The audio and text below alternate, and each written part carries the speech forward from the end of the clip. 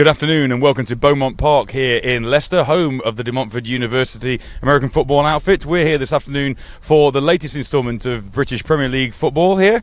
We've got the Leicester Falcons taking on the Edinburgh Wolves this afternoon. I'm joined by Carl Walkinshaw. Afternoon, Carl. Hi Matt, good to see you. Hoping the rain stays away. Well, this beautiful British summer continues after the deluge we've had over the last few weeks. And as I've said, we've got the latest instalment of Premiership action this afternoon between two teams really fighting for relegation this afternoon. Yeah, both these teams on just one win, and they're at the bottom of this Premiership division. Edinburgh, it's their second year, so they've fought and stayed up before. But Leicester, it's their first year, and they will be desperate to try and stay in this division. And Leicester had high hopes at the beginning of the season when we first covered them against the Sheffield Giants, and they were victorious against those Giants 21-8, and all things were bright and rosy at that stage. But now, a few weeks down the line, they find themselves having lost their last four, and as I say, really in a predicament, Cole. Yeah, and it seems that they took that hit, didn't they, initially, that week one in the beginning of the season when they knew they couldn't play those Baker University scholarship athletes that they tried to get over and play British American football. That rule is still in force. Indeed. And they've not been able to play those American athletes since, and they've had a 4-game losing streak as a result, and that's really damaged their chances. And Edinburgh are in a similar situation equally, making a long trip down from north of the border, and they find themselves, as you've mentioned, their second year battling against this relegation conundrum, if you like. What can we expect to see from them today? Well, they've been here before. They're a little bit more experienced than Leicester, certainly in terms of staying up in the Premiership. But they have suffered some serious injuries. We spoke to Don Edmondson before the game, and he said it's been a difficult season for them. But they're halfway through and fairly optimistic that they can stay up. But this is an absolute critical game for both of these teams. We'll talk a little bit more about Edinburgh and hear from Coach Edmondson a little bit later. But to begin with, we got the thoughts of Coach Cassar for the Leicester Falcons, and a very subdued Coach Cassar from what he normally is. This is what he had to say. Good afternoon, Coach. Good afternoon. Thanks for joining us as ever. Another home game, but a bit of an away home game this afternoon. Yes. Why are we not in Blaby this afternoon? It's waterlogged. Oh, okay. So fair enough. This is nice. It is. Yes, lovely. So we're here at De Montfort University. Spoke to you at the beginning of the season, and your aspirations after being promoted were to contend for the title. You won that first game against the Giants, and it was a quite convincing one. You must have been on a high at that point. Yes, we were, but now it's all gone downhill. I said that we'd compete for the league if we had the 6 Americans playing. Obviously now we haven't got the 6 Americans, so it's just a relegation battle to stay in this division. So as the rain begins again, after we just explained about Blaby being flooded, this very much becomes a bit of a relegation battle between you and yes. the Wolves, both sitting at 5-1 at the moment. I think it's us, Wolves and Giants. I think they're the three. It's splitting off. I think this league, the way it's gone, is that obviously then you got Tamworth, Manchester had a great result yesterday, and Merseyside, and there's a big black line across it that says us three for the relegation. What do you know about the Wolves then? What do you expect from Edinburgh? They look like a bunch of big lads. I watched film. They run a wing T. The defence is strong. They're strong up front. So I'm looking forward to a game. Actually, good game. Okay. So last week you came off the back of a real narrow defeat to Sheffield after you beat them first game out. Yeah. What have you spoken about this week during training in terms of to try and right the ship? It's mainly commitment. They've got to be committed. They've got to see the place through, and no arguing on the sideline. We had too much of that, right. And too many players trying to be coaches, and it just didn't work out at all. We got down to the 2-yard line twice and we didn't score, and there's 14 points right there. But no, hats to Sheffield. They did the job, came out and played and won. I think from a coaching perspective, it's probably fair to say it's easy to coach when you're playing well and getting the results. It becomes much more difficult, like you say, when you get players sort of niggling a little bit. What's your philosophy on how you try and get those players back into the right mindset? It's been really hard because obviously last year we went unbeaten. Then now we're losing, we're still losing. We've got to keep everybody positive. It's every game comes and goes. You try your hardest to win one. Once you win one, then the weight comes off you, kind of. It's hard. It's really hard. This league's a good league. Yeah, absolutely. I mean, it's a big step up from Division 1. And I think any team that's going to come up this year will find that out. Are you at full strength today with what you've got? Obviously, Americans barring, or no? By the Americans, I've got about 5 or 6 key players out as well, who are injured. That's the other thing as well. We seem to be getting a lot of injuries when you lose. Yeah, sure. But not when you win. So I've got some key players out, but I've still got numbers. I've still got enough to play. And is there anything particular that not to tell us, but is there anything you've got up your sleeve that the Wolves or the league won't have seen before today, or is it pretty much a standard approach? Pretty much the same standard approach. But the offence was designed around Logan and the Americans, so they brought it all in. in, the quick no huddle, we've had to change it and adapt in a different way. You know, we've got Marcus playing at QB now from Coventry, so he's totally different to Logan. Sure. So we've had to readjust the playbook. Defense is the same. So different. We expect to see a lot of the ground game. We've got Francis playing this afternoon. Yeah, I think so. I think you'll see quite a lot of running, I think, than passing, to be honest with you. Well, great. Well, let's hope it stays dry, and thanks as ever for your time, and good luck for this afternoon and the rest of the season. Thank you. Cheers, Coach. Thanks. Right, Carl, it is June, isn't it? It is June. I think it's June, Matt. The UK, summertime, June. I'm just checking. That's what it says here. Anyway, we will try and carry on regardless. Steve, our producers, have taken out precautionary measures on the camera. We've lost the monitor, but anyway, we will battle on. Interesting to hear there from Coach Kasoi. Like I say, he was a little flat today compared to how he normally is, and interesting how he said, and you'll experience this, when you're winning, it's easy to coach. When you're losing, it becomes a little bit more tricky, and you get those niggles, and maybe more injuries occur as well. Yeah, absolutely, and they've suffered, difficulties with their quarterback, difficulties at running back. So we're just going to see a new quarterback today. We're going to see new running backs today. We're going to see a Bansky at quarterback, the Coventry Jets quarterback. Indeed. So it's all changed. This is the third time that the Leicester Falcons have had to change their backfield. So there's no consistency on their offense, and we'll see who turns up today. We'll get into that a little bit more as the game goes on. So let's turn our attention briefly to Edinburgh. Don. We might not be able to bring you that interview right now because we're going to the coin toss. But what can you expect to see from Edinburgh? Like the coach said, they're a big unit. Fourth string quarterback, Matt. They're on their fourth string quarterback with various players playing in Europe. One's gone to Prague, one's got an injury, another one's also playing for another team now. So Edinburgh are down to their fourth string QB. So what are we going to see today? Lots of running. That's what we're going to be seeing today. I think we will, not only because of that QB, but also if conditions stay like this, it's windy, it's wet, not particularly cold, but it's not conducive to seeing much of a passing game this afternoon. No, it's very erratic as well. The sun will come out and then suddenly you're in the eye of the storm, the wind's going, the monitors are being blown all over the place, and we're just trying to keep the production going for you here. Would it be fair to say, from your opinion, the team that lose this, would there still be a chance for them to stay up? There is, because it's been so close, and some of the games, even though 14-0 was the score between Manchester and Edinburgh, for instance. Sure. Manchester beat Tamworth yesterday, 21-0. Anything can happen in this Premiership. So although we're halfway through and it looks negative for both these teams, anything can happen, as I say, in the second half of the season, and we've had some surprise results already. Absolutely. Well, at this point, we'll go and reapply our makeup, try and get my hair in order, and we will come back to you after this short break.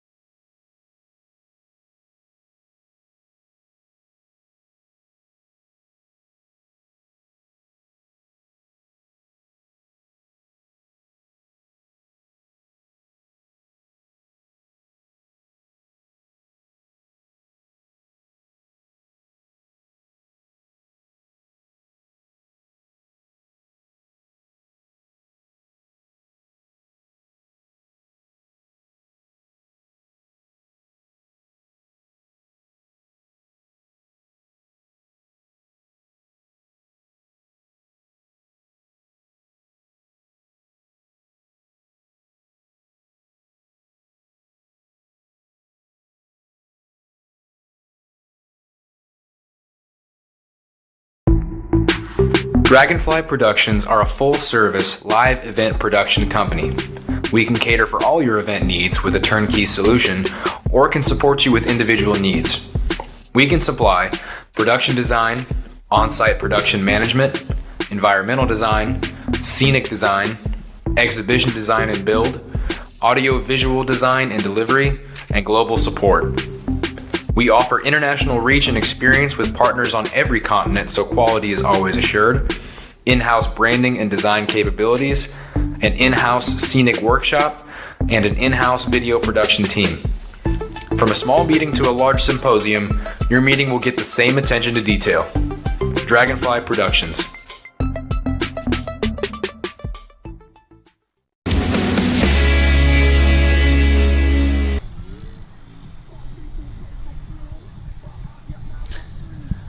Okay, so here we are ready for kickoff.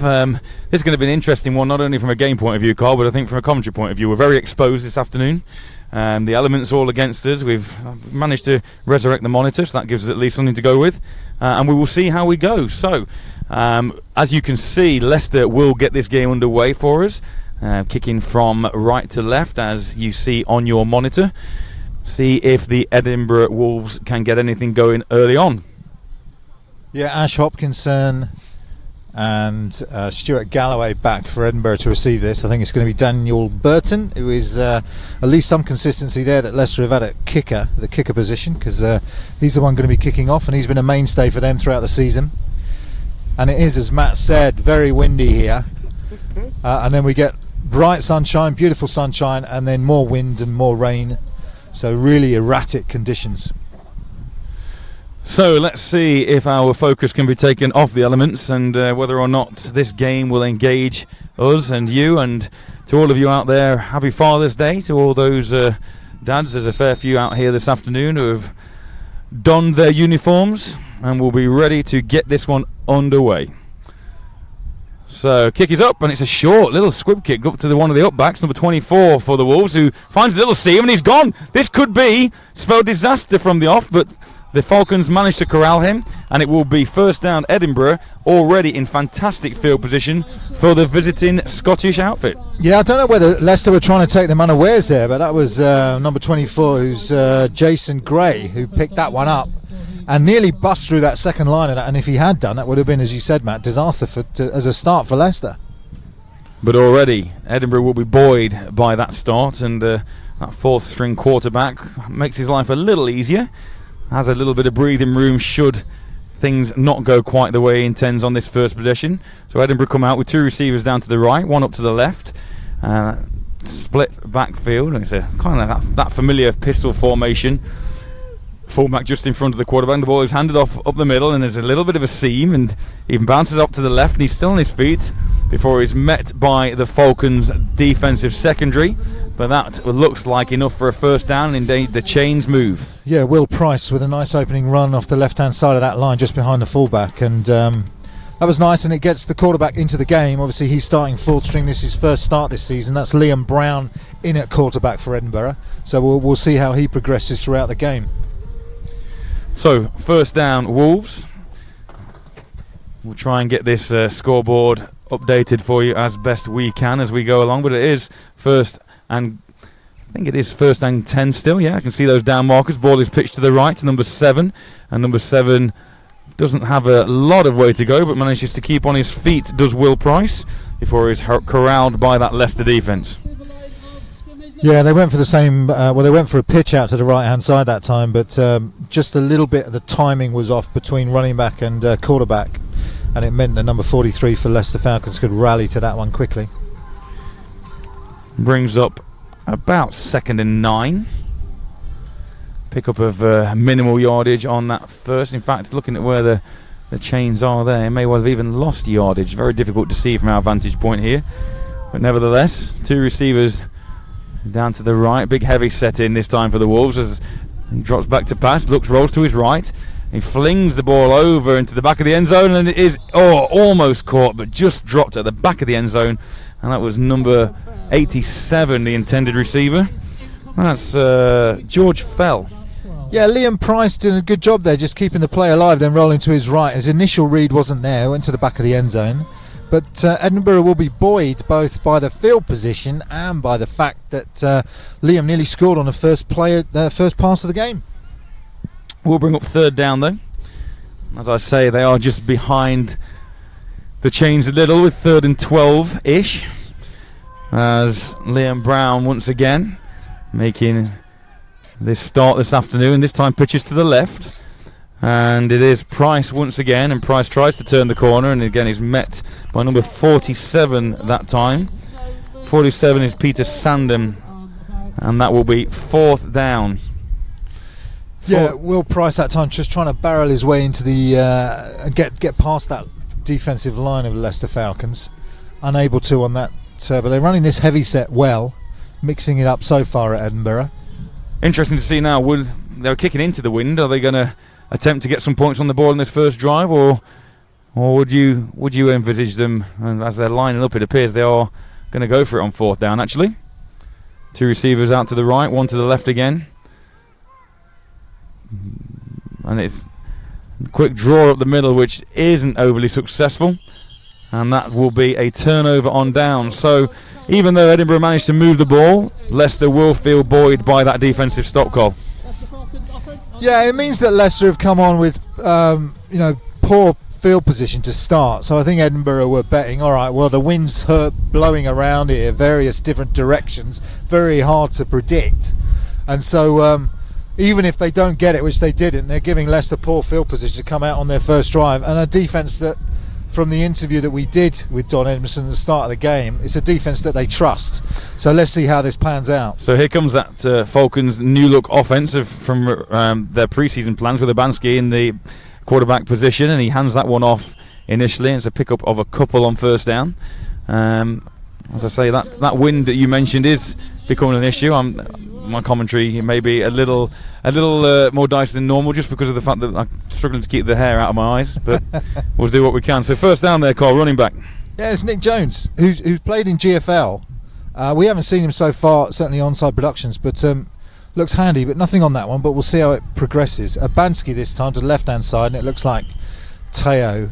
Is that Teo? I can't get the number from this far away, but it was a drop anyway.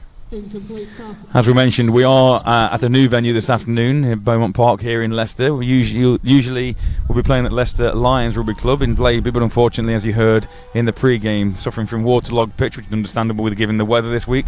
So our commentary position isn't ideal. As Abansky drops back to pass again, he looks to his right, then comes back to his left, and this is what we saw him do in the Uniball final, use those legs, and he does manage to use those legs effectively, and he's got enough for a Leicester first down. Yeah, he's a big, strong runner.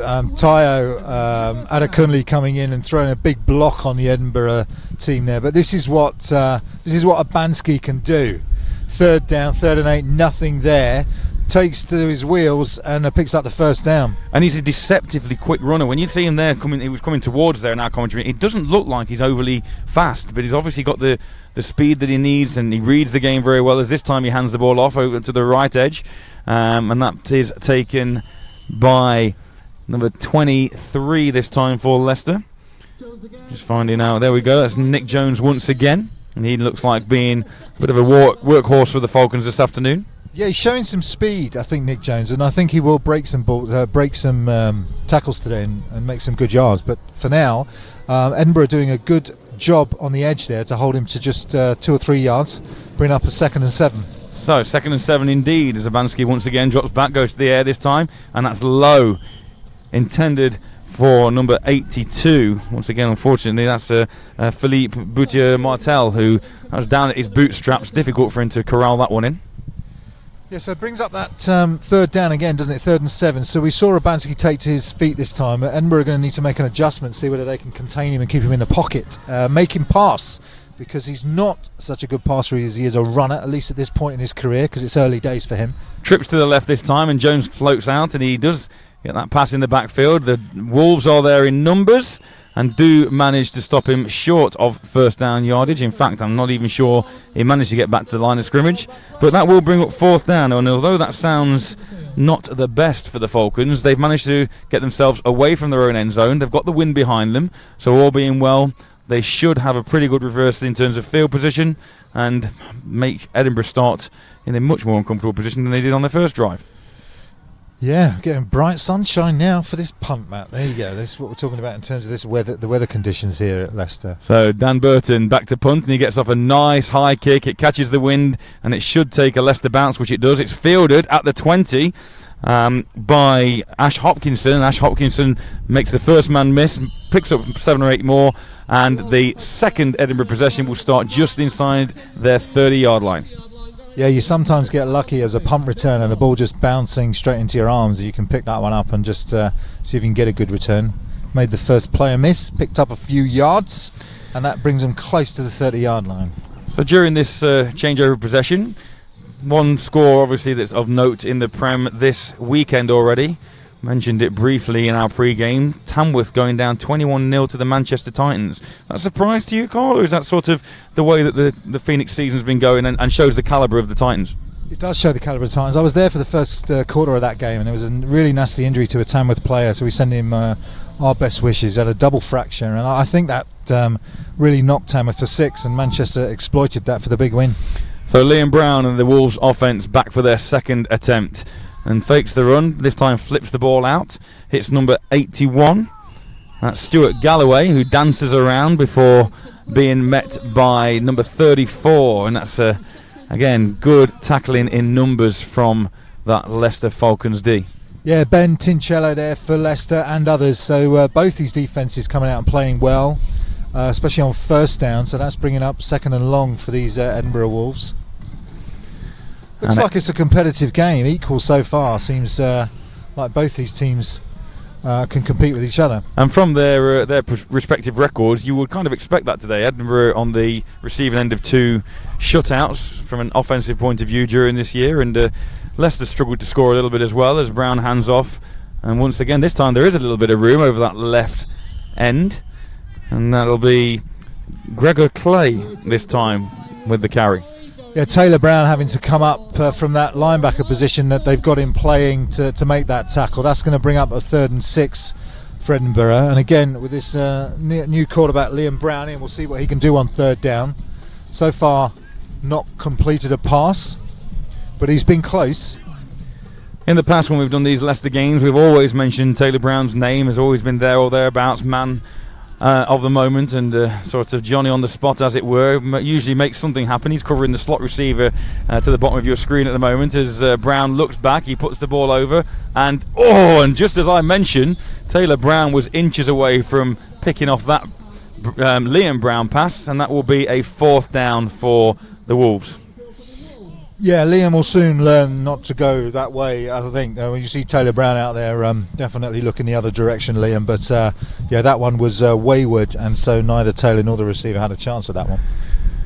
So, given the wind direction, and given the fact that the Falcons were able to hold the Wolves to that 3 and out, you would say advantage Falcons.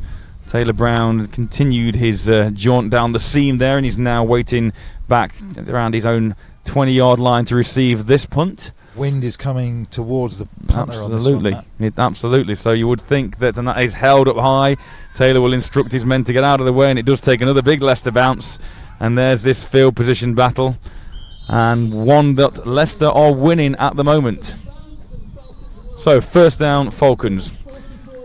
Yeah, you could see as that punt hung in the air, got good traction, and then just kind of hung there and spun backwards. The conditions already affecting the field position. To kind of the uninitiated of this particular game, yes, we want to see points, and yes, we want to see big plays, but when you think about how this game's gone so far, obviously Leicester on the opening kick gave a great field position to Edinburgh, but then managed to hold the Wolves, got that big punt away themselves, held the Wolves again on the 3 and out, and now they find themselves in great field position themselves for this next drive. Yeah, let's see what Abansky can do here on 1st down. So the ball is handed off. Nice little spin move there. And that is that man once again. We're going to be calling his name a lot. Nick Jones picks up 5 on 1st down. Good positive yardage. Did good to get through the initial defensive line, but those Edinburgh linebackers playing well, swarming to the ball, and Nick Jones, who does have some speed, looks like he can definitely burst through. But linebackers equal to it so far. 2nd and 5, Falcons goes to the air this time, and once again it's another bit of a hospital pass aiming for Dan Burton that time, and if Dan had caught that one, he would have found himself very quickly stopped. So an incompletion as good as what may have occurred on that play, bringing up 3rd and 5. Yeah, and this is what we heard from the players at the start before the game was about Abansky. Great runner, but also goes a long time without a completed pass, and it's frustrating for these Leicester Falcons. Let's see what he does here, whether he keeps to his feet or goes to the air. So here we go, 3rd down, looks to his right, rather. Sorry, looks to his left, now he's corralled, now he's in trouble. Escapes one man, and then a second, and he's still on his feet, spins out once again. Once again he spins, trucks the 3rd defender, and somehow managed to make what was an absolute negative into a positive. Wow. Incredible hit. Abansky just showing the incredible skills that he's got as a runner. So strong, so big. This is Premiership football, Matt. This isn't Bucks football. These are the big boys, and this is the National Leagues. And he's running through them as if they were university players. But that was reminiscent. I don't know if you remember that game that we did at Birmingham University. Loughborough University, and there was that fantastic play that he scored on that was ended up called back. But very much so in spin moves, agility, pace, strength, like he did in that Uniball final. Fourth and very short here, Matt. You'd think realistically, Abansky hands the ball off, and it is no, he doesn't hand the ball. If he fakes it and then keeps going around the right side himself, is he going to get enough? It looks like he has. And that should be first down yardage. Waiting for the official signal. When you've got a runner like that at quarterback. Yeah, he just did enough with the fake handoff to Nick Jones just to freeze those linebackers, and then they can spread that out to the edge, which means that he has a number of opportunities to try and turn upfield. Took him all the way, Edinburgh ran him all the way to the sideline, but he did get enough for that first down. So, 1st and 10 Leicester on the march. Around about the 30-yard line of the Wolves as that wind picks up again. And I'll be honest, this wind you would have thought would help Abansky through the air, although it may sail on him as the ball is handed off once again to Jones. Jones finds a little bit of space, but that defensive front for the Wolves stands strong and holds him for a pickup of minimal yardage. Yeah, they're playing 3 down linemen and 4 linebackers and then rushing 1 linebacker off the edge, but they've been solid in the middle so far, have Edinburgh. They've not really allowed anything, so good job at the heart of that defence. Looking at where those chains are, a pretty good pickup of 3 on that one, so brings up 2nd and 7. And if you're picking up anything close to 3-4 yards on first down, that's got to be a positive. Opens your playbook up a little more, although I'm not sure how vast a playbook this Leicester team is currently operating with, given the fact they've had to make so many changes. 2 receivers down here to the bottom of the screen. Burton at the slot position, and Abansky looks left, right, man comes in motion, and it is a jet sweep, and it is that man Taylor Brown who gets the edge, seals the block, and then trucks a defender close to first down yardage. And that's David Orr, who was unfortunately on the receiving end of a Taylor Brown shoulder. That's going to be very close. Sorry, Carl, very close to first down. It looks like it has been signalled first down, Carl. Yeah, Taylor Brown doing enough just with that truck to bust his way through for that first down yardage, and they're going to move these chains, but they are going to utilise Taylor Brown as much as they can on offence. They need a spark, and Taylor Brown's that man that can bring it on defence and offence. Absolutely, always making something out of nothing. As Abansky drops back to pass again this time, he looks to his right, he now takes off to his right, he's got a man in pursuit, and he doesn't feel that man, and you'd have thought that he would have put the hammer down a little quicker and taken off, but great defensive work from the Wolves backer. Yeah, Steve McDonald, the defensive captain there, that is just effort. I don't know whether we can get a replay, but Abansky is a strong quarterback. Look at this, 14, I'm going to chase him down, and Abansky doesn't feel it, as you say, Matt, and there he is trying to knock that ball. That's a great play by Steve McDonald from the backside. Classic defensive end play. Loss of a yard on the play, bringing up 2nd and 11. I tell you what, it's windy, Carl, when even the end zone pylons are having a rest and laying down. Abansky once again looks to his right, simple little pass over the middle, dumps it off, he completes this time, first completion of the afternoon, and once again positive yardage, but it's going to be shy of a first down. Yeah, that's Jarrett, and he's been a mainstay again, consistent player for Leicester Falcons, which is what they need right now at this point in the season. So Jarrett, who we've seen a number of times make plays, makes another one there, brings up a 3rd and maybe a yard and a half. Yeah, long yard, short 2. But again, in fact, it's been given first down. Interesting. So on the spot of the ball, that has been given a Leicester first down. Yeah, if I was Edinburgh, I don't know whether I'd actually be asking for some measurements on some of these. We've had a couple now that look short and then we're given. But a new lease of life, another 4, a similar play, and again, that one nowhere near the intended receiver that time. Seems to be very static. He almost eyeballs that receiver straight away, stands there and then delivers, and not overly accurately sometimes. Well, he's used to playing the flex bone offense, not used to playing a spread offense, and I think when you're playing that, with the flex bone, those receivers do come free a lot of the time, because most of the time, 80% of the time, you're running the ball. In a spread offense like this, of course, the defense have a completely different philosophy, and that is to protect and defend the pass. Here we go again. This time the ball is handed off to Nick Jones, who makes a jump cut and then drags a defender with him for a pickup of maybe 3. Yeah, so 3rd and 7 upcoming. Seb Gabier there, number 44 for the Edinburgh Wolves. Again, just to mention his name, it was one of those linebackers that are swarming to the ball, doing well. But this is a useful Leicester drive now as they're getting close to that goal line. As we've mentioned already, in a tight battle like this, field position is always important, and even if the Falcons don't manage to get in at this stage with the wind direction, you might expect an attempt at a field goal as Urbanski looks for Danny Burton, and that Danny Burton slips, and it's in and out of the hands of number 41, Dominikas Stipinas.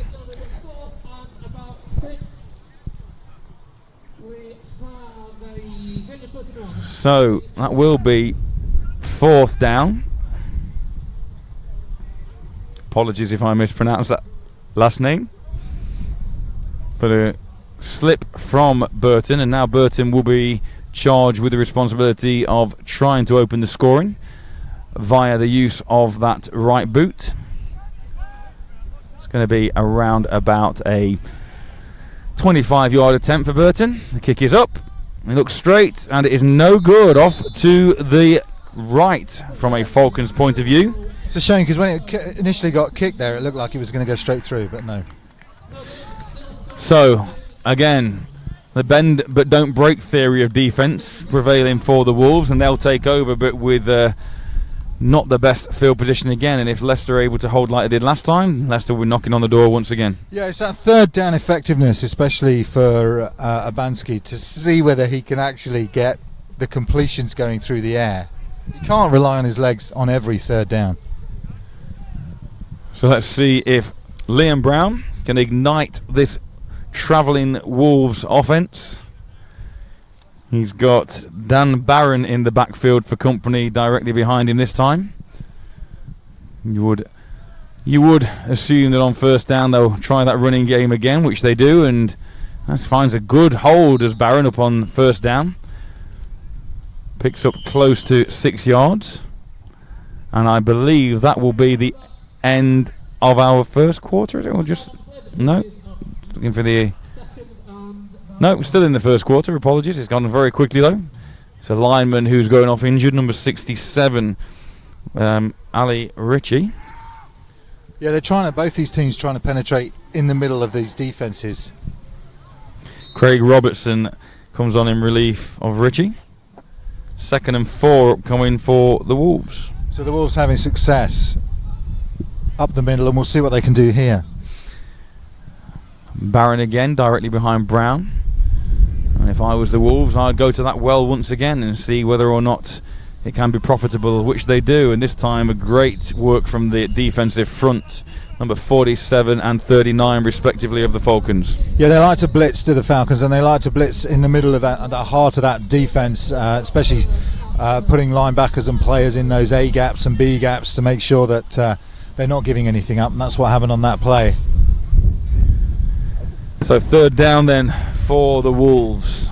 Really, a 3rd down they need to convert to stop these Falcons building on the momentum that they gained from that previous drive. Yeah, it seems to me that the difference is going to be defence, number 39. It's a 5-yard penalty. And that 5-yard penalty should be enough. This will bring up a 1st down for Edinburgh. As I was about to say, thank you, Mr. Official. That 5 yards is enough to keep the chains moving and give these Wolves a new lease of life. 4 more downs to try and sustain this drive, changing the backfield this time. In comes Gregor Clay behind Brown. Yeah, I was about to say efficiency on 3rd down is what counts, and that's one way to do it. Absolutely. 2 receivers off to the left this time for Brown, and Brown then hands off to Clay, who comes round the right side and finds a bit of a seam, and he's picks up good positive yardage on 1st down until he's brought down by number 36, Ben Tincello. Yeah, slowly and surely Edinburgh are trying to get this running game going, so they've had some success in the B gaps. That time they hit the C gap and they managed to string the defence out enough to get some yards, so they're beginning to find gaps. The trouble is, isn't it, really, when you're down to this 4th string quarterback, as you mentioned earlier, if that run game doesn't work, you're kind of thinking, oh, how much do we trust going to the air, particularly on a day where the conditions are not conducive. to that ball travelling through the sky. Brown hands off once again, and takes that first hit, does Clay, and then manages to bounce off a tackler, getting up close to first down yardage. Yeah, this is really manageable third down now for Liam Brown. So he can just hand this one off and hope for the best in terms of A or B gap running again. But we are going to go to the end of the quarter, Matt. So that's gone quick. But it's been a running game so far. Passing has been difficult, both because these quarterbacks have got less experience and because the wind conditions, it's swirling around. It was difficult even to predict the direction of the wind, the way the wind's going. So the passing game has been non-existent so far, to be honest. Absolutely. But the running game has meant the clocks run fairly quick. Well, what are we? We kicked off at 2:30 and we're now just before 3 o'clock. So actually, realistically, when you're thinking about the length of time it takes a quarter, 25-30 minutes is pretty standard at this level, Cole, is that? Yeah, and both these teams have been in the red zone. Both these teams have had opportunities to score. We had the missed field goal from Leicester, and Edinburgh had a chance to kick a field goal but decided to go for it on fourth down and were unsuccessful. So both these teams we could have had a 3-3 game. Instead we've got a 0-0 game. But you know, if you like defensive football, it's an interesting one to watch, and for the Premiership North it's a critical encounter. So here we go, starting Q2. Let's see what's in store. And we've got Brown starting that second period with hopefully an easy to convert third down, and he does hand the ball off, who's going laterally but should be able to turn the edge, and it would appear there is a flag down though at the moment.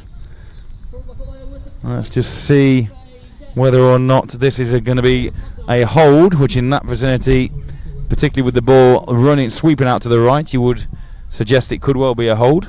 Josh Elia on the run there, number 93. I don't know whether he's their normal runner, whether he plays defensive. He's running off the field now, but whether he's a defensive lineman they brought in just for that short down situation. Normally what would happen is you bring in illegal use of hands in the back, offence number 20. 10-yard penalty from the spot of the foul, repeat third down. So sorry, Colin, instead of 3rd and 1 it becomes 3rd and 11 for that illegal block. Carry on, please. Yeah, they're not going to give it to Josh Elia now, are they, on the 3rd and 20 rather. So yeah, blocking the back makes everything pretty irrelevant in terms of bringing him in, but we'll keep an eye on it, see if they bring him in short yardage situations again. So 3rd and 11, it is the second period, contrary to what it says on our screen. We're just trying to get that sorted for you. It is the second quarter here at Beaumont Park in Leicester for this Premiership North matchup between the Edinburgh Wolves, currently marching, and the home Leicester Falcons. Now you would think this one is going to go to the air and be on the back of Liam Brown to try and make something happen, with trips down to his left-hand side, and he looks left, he puts the ball up, he's got a man, and it's tipped and intercepted, and the Falcons with another flag coming in late. Number 20 for the Falcons, struggling.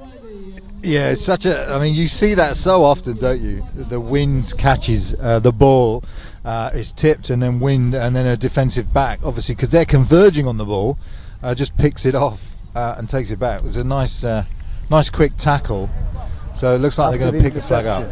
Illegal use of hands in the back, number 47 of green. It'll be a 10-yard penalty from the spot of the foul, first down, Leicester.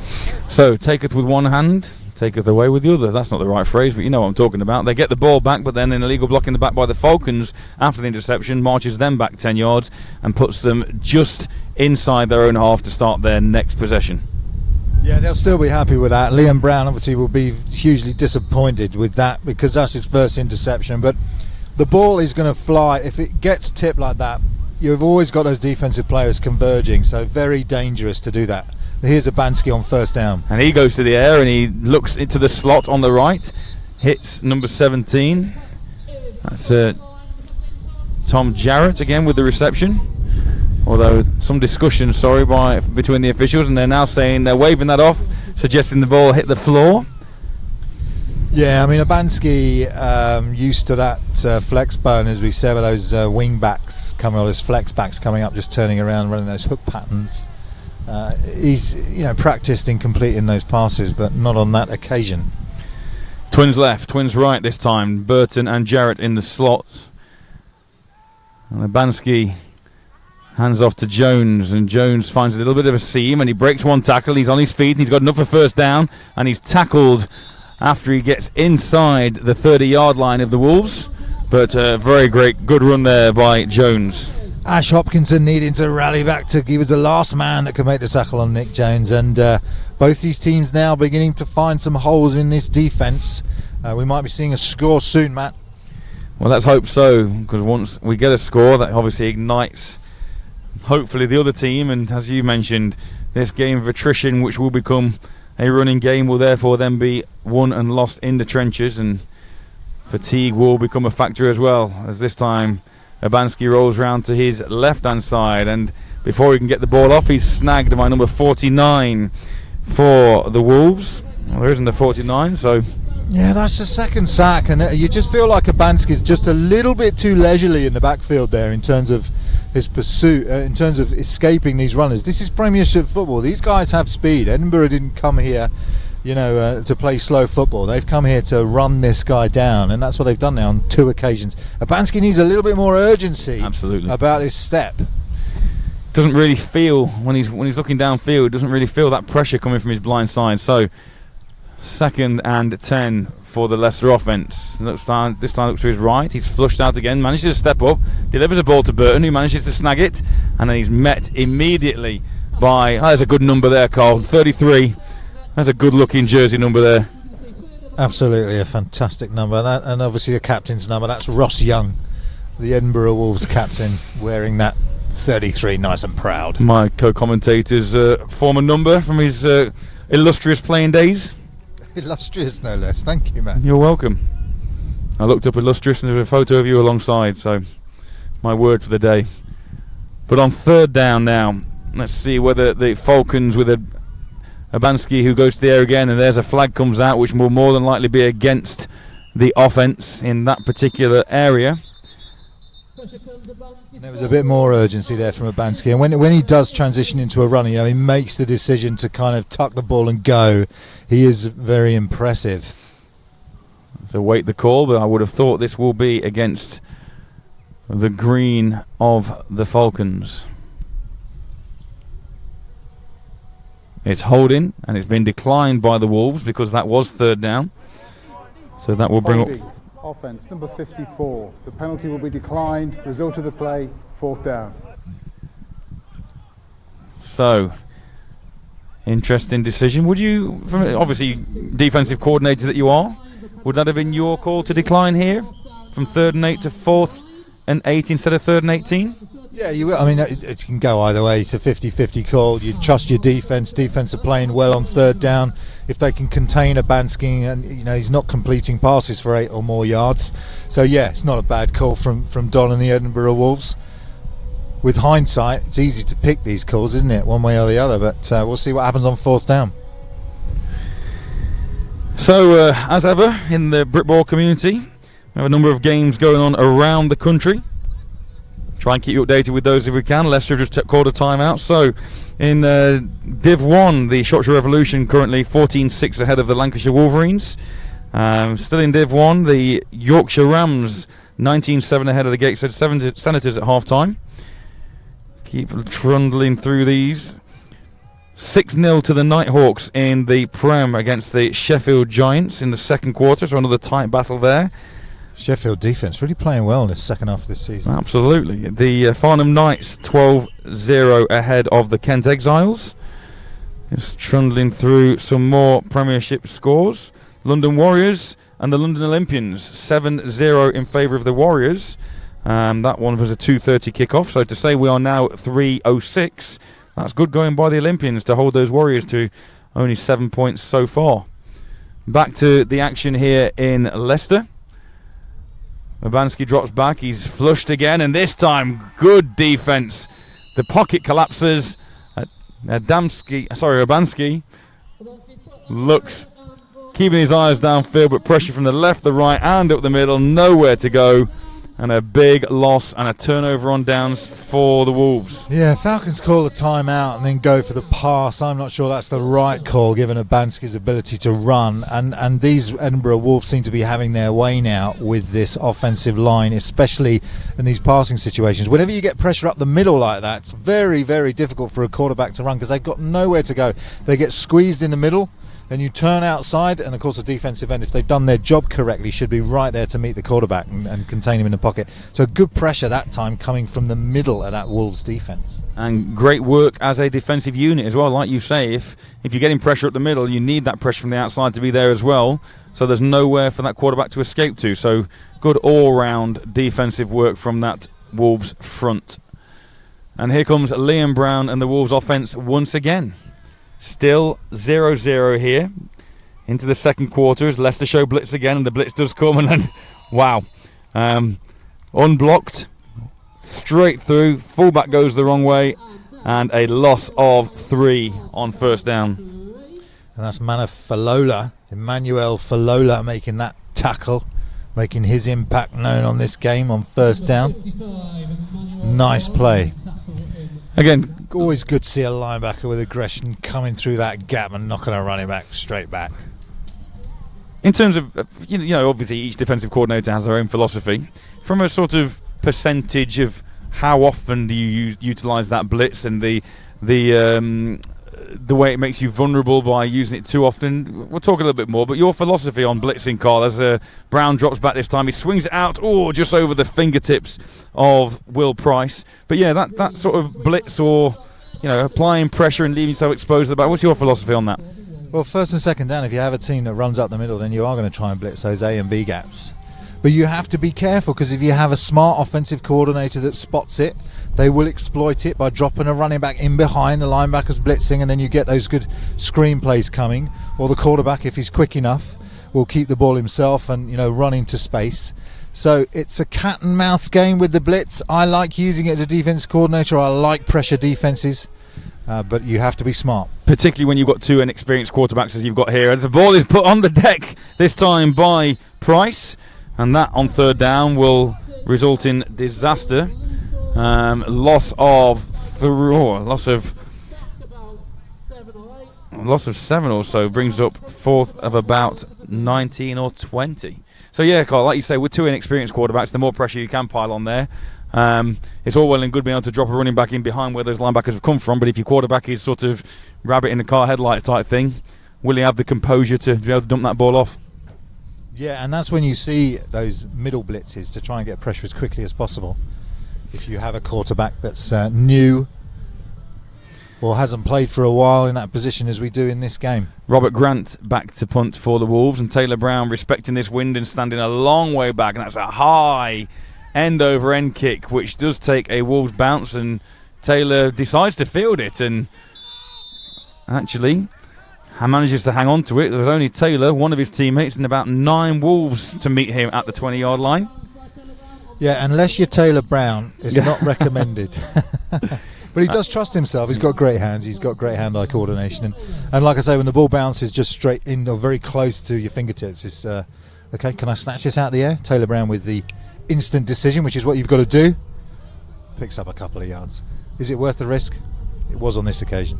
So Taylor manages to stop that ball trundling any closer to his own goal line, but in the battle of field position in this 0-0 defensive struggle, Edinburgh now go on the front foot from the perspective that the Falcons start this drive on their own 22-yard line. We need a score, Matt. We need a score. Patterson in the backfield. Let's see whether he can ignite this Leicester offense. And Patterson dances out to the left. He's running laterally, and there's 4 or 5 Wolves there. It's great pursuit. Those Wolves. The pack of Wolves. Hounding those Falcons. Yeah, poor Patterson had nowhere to go on that. This offensive line is, we need them to step up. And if you're a Leicester Falcons fan, you'll be wanting to will these offensive linemen on, because they're just not giving these runners a chance. Certainly Patterson on that one. As you mentioned, we know Patterson can run. He's quick, but as you mentioned, that lateral pursuit there was equally quick, bringing up 2nd and 14 for the Falcons. Patterson still in the backfield, but 2 receivers either side, and this time Abansky goes to the air, dumps that ball over again, and once again he causes his receiver, Danny Burton, to have to dive to his right. The pass is completed, but not making things easy for his receivers. No, he's thrown to a spot on the field rather than to a man. And it's very generous of you. And that is causing difficulties for these receivers. Some would say thrown to a spot on the field rather than man. Some would say a little bit off with the accuracy. But I like your positivity, Carl. Let's see if they can get this. See if they can get this option running game going. That's what they need here. Well, that will be after this play as Abansky goes to the air again. Intended receiver was number 15 for the Falcons. Yeah, you got Nick Jones in the backfield for Leicester. You got Patterson in the backfield. You got Abansky in the backfield. You know, these guys can run if they can get some misdirection going on and they can get this option running game going. That we know Abansky can run because he runs the flex bone for university football. So maybe Leicester can get something going on the ground. But so far, we haven't seen much of that. Certainly not having any success through the air. Ash Hopkinson back just inside his own 40-yard line for this one, as Dan Burton will put this up. And again, the wind is a factor. And let's see, Dan tries to keep the wind out of play, but it does end up taking. That's live. That ball. Interesting one there. Don't touch the ball and then just drop it. It could be deemed that you didn't have possession of that ball and therefore didn't down it, but the Falcons given the benefit of the doubt. But look at that field position now for the Wolves, Cole. Yeah, it was a poor punt in the end by Danny Burton, who's normally dependable when it comes to his leg, but not on this occasion. And yeah, it was blown dead by the referees, so Edinburgh are going to get excellent field position to start this one. So actually, if we glance up from our commentary position, you look at the speed that the clouds are travelling, the wind, anything sort of above goalpost height really is significant, and therefore that usually reliable Danny Burton boot becomes less so when that wind grabs hold of the football. But here we go again then. Wolves in possession. Man comes in motion for Brown. Brown hands off, and that's a good seam off to the left-hand side for Gregor Clay once again. Yeah, that's a new play. We haven't seen that one yet. It's I think they've got a couple of pulling guards coming around the edge. The number 55 of Leicester Falcons made an adjustment to come to the edge, but they still managed to pick up some yards. So that is, 2nd and 3. It's always a difficult decision from an offensive coordinator. How long do you keep flogging the horse of a certain number of plays until you then go a bit deeper into the playbook and show that defence something a little bit different? And it appears that the Wolves may well be exploring further down that play calling sheet on this possession as 2nd and... Yeah, overloading the left-hand side of the line, but it looks like they've just taken too long, so they have to call a timeout on that one. So they're going to go back to the sideline, and Don's going to have a word. Second charge, timeout. Unfortunate. Leicester. Obviously, we've not really alluded to this. It was a Leicester timeout. Oh, interesting. Didn't like their personnel then. Well, I think it's because they're overloading that left side of the line, and Rob Urquhart just wants to have a word with his defence and talk about what adjustment they make to the fact that they've got this overload.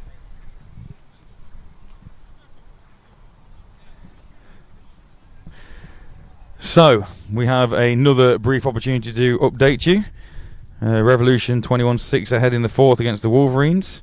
Interested to have a look at that Olympians Warriors score again to see if that's moved on at all. 7-all the Warriors and the Olympians in the second quarter, Cole. That will be a resounding result even if the Olympians can keep that close, because we were mentioning on our journey down here the fact that the Warriors may be leaving the Prem behind a little bit in terms of their quality. I spent some time with Rick Iob yesterday, the Olympians coach of long standing, and he'll be happy with that score if that stays the same. So 2nd and maybe 4, maybe a long 3 instead, as this time the ball is handed off once again, and the runner trips before he manages to get going. See, just comes in and takes a step and does just trip himself up a little. Gregor Clay again on the run, still trying to get that run game going. Looks like they may be close to a first down. They've certainly given it for less than this so far, and they are going to give Edinburgh a first down. So on 2nd and 6 they pick it up.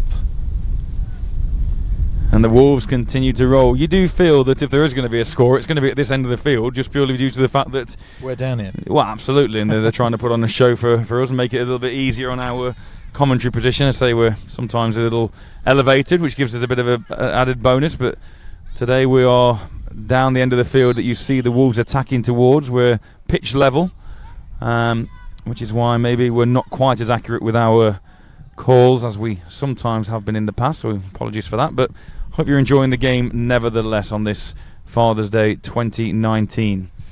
Leicester just blitzing Falola off the edge again on that one, and it leaves a little gap in the middle that the running backs are exploiting, that time just for 3 yards. But I get the sense that one of these is going to be busted. If you look at the way Leicester are lined up, they've got 8 in the box trying to defend this run, but nothing back. And Taylor not in the middle of the field either. And the ball is pitched this time to the right, and initially looks like he's got some space out there, but good pursuit this time from the Falcons defence. And once again, that's Gregor Clay on the carry. Yeah, I get the sense, if you have a look here, decent pursuit inside out by these Falcons, and they have enough speed to get over there in numbers.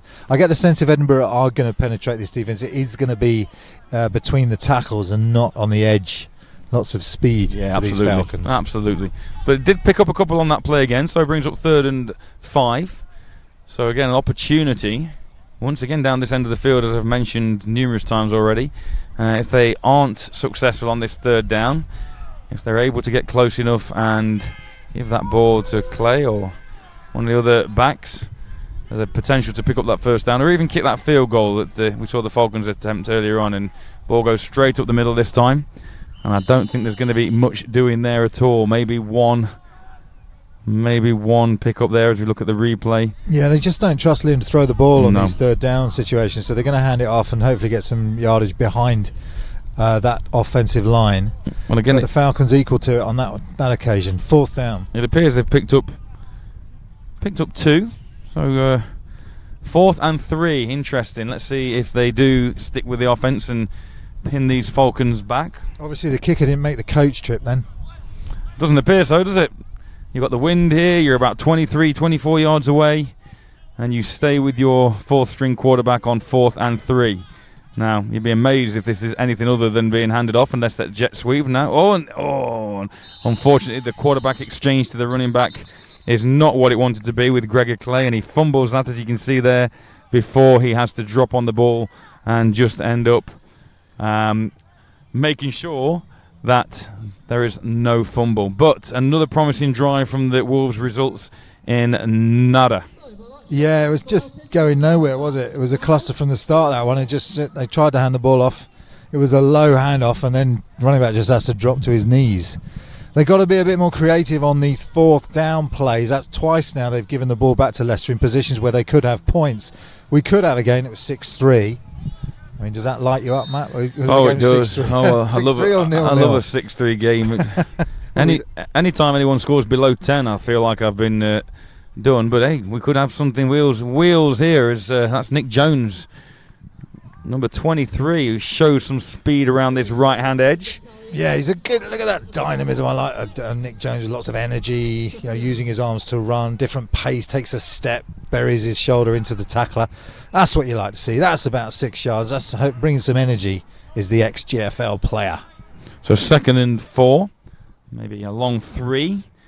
Give him the benefit of the doubt as Abansky once again hands off, and this is Jones again, who looks like exactly the same play, and it results in a 1st down for the Falcons. So maybe time to get something going for the home team. Yeah, and then don't be predictable. You make a 1st down out of those 2 runs. Now step it up. Maybe this time you fake the handoff to Nick, and Abansky keeps it and goes the other way. Let's mix it up. Let's try and keep this defense off balance, because they will make the adjustment. They're a good defense. And all of a sudden, we've moved from January into June as the sun shines and it's warm. Oh, and that's just an awful throw from I will call him Adamski that time instead of Urbanski.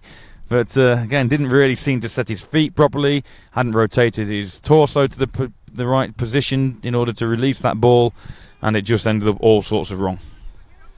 Yeah, he just needs to take his time with these quicker passes. There's, the pressure that time. He's got enough time on 2nd down. That was on 1st down, so you're not expecting a lot of pressure. You can take your time and just set your feet. From my perspective, a lot of these throws from Urbanski tend to be going down. Nothing sailed on him, which is obviously a bonus, but at the same time, he seems to be throwing and releasing that ball a little late, and it's resulting in all the catches, the receptions that have been made. You think of the Burton receptions, it's always been that Burton's had to dive low in order to be able to make the reception. And 3rd down and 9 now upcoming, and Yeah, you have the first down and you're incomplete. Second down, they know you're going to run because you're trying to make third down manageable. So Nick can't get anything, and you end up with third and long. Let's see if Abansky takes to his wheels this time. Empty set, interestingly. No men, as you say, in the backfield. 3 out to the left. Abansky looks back to drop, and he's got pressure coming from the edge.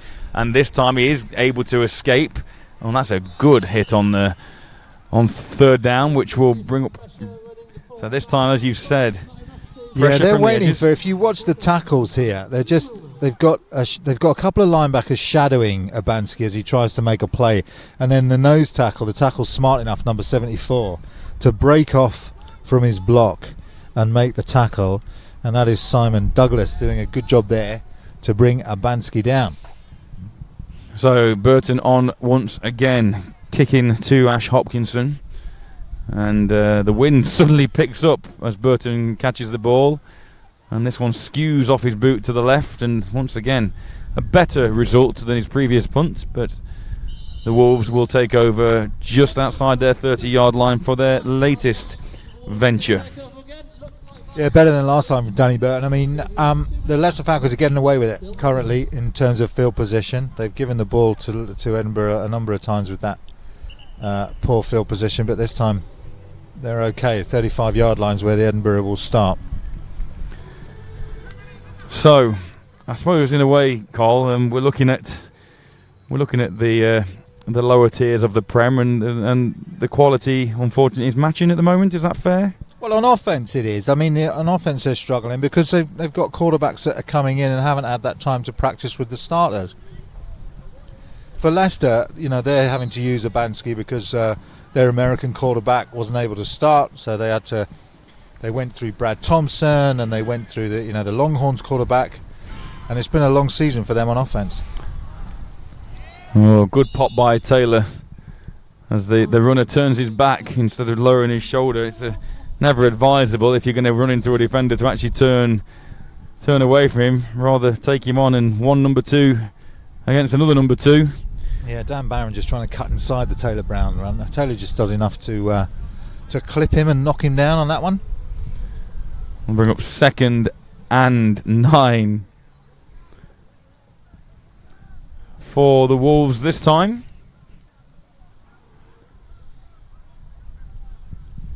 Guy Cursed just saying hello to us in absolutely a fun way. Well, it might have been for him. Thanks, Guy. As Barron again on the carry and does make a couple of men miss this time and picks up some good yardage. So yeah, similar good blocking, maybe a little push in the back there, makes one man miss, a second man miss, and that third man makes sure. Yeah, just trying to isolate that big gap run, and that was decent execution by the Edinburgh Wolves offensive line. Is it a first down? They're going to give him the first down. Timeout. Edinburgh. First charge timeout of the first half. So at this point in proceedings, obviously takes a lot to get this sort of production on the air, and by no means our sponsors are responsible for much of that. Southall & Co. are a bespoke specialist law firm in the heart of Leicester. We were born out of a long-standing West Midlands practice, which was the family practice of one of our founders, and a progressive, dynamic East Midlands law firm. Our goal is to be one of the leading commercial boutique law firms, not only in the Midlands, but the entirety of England and Wales. We want you, as our client, to be a client for a long time. We want to understand your business as it is now, but importantly, what it could be. So that's Southall & Co.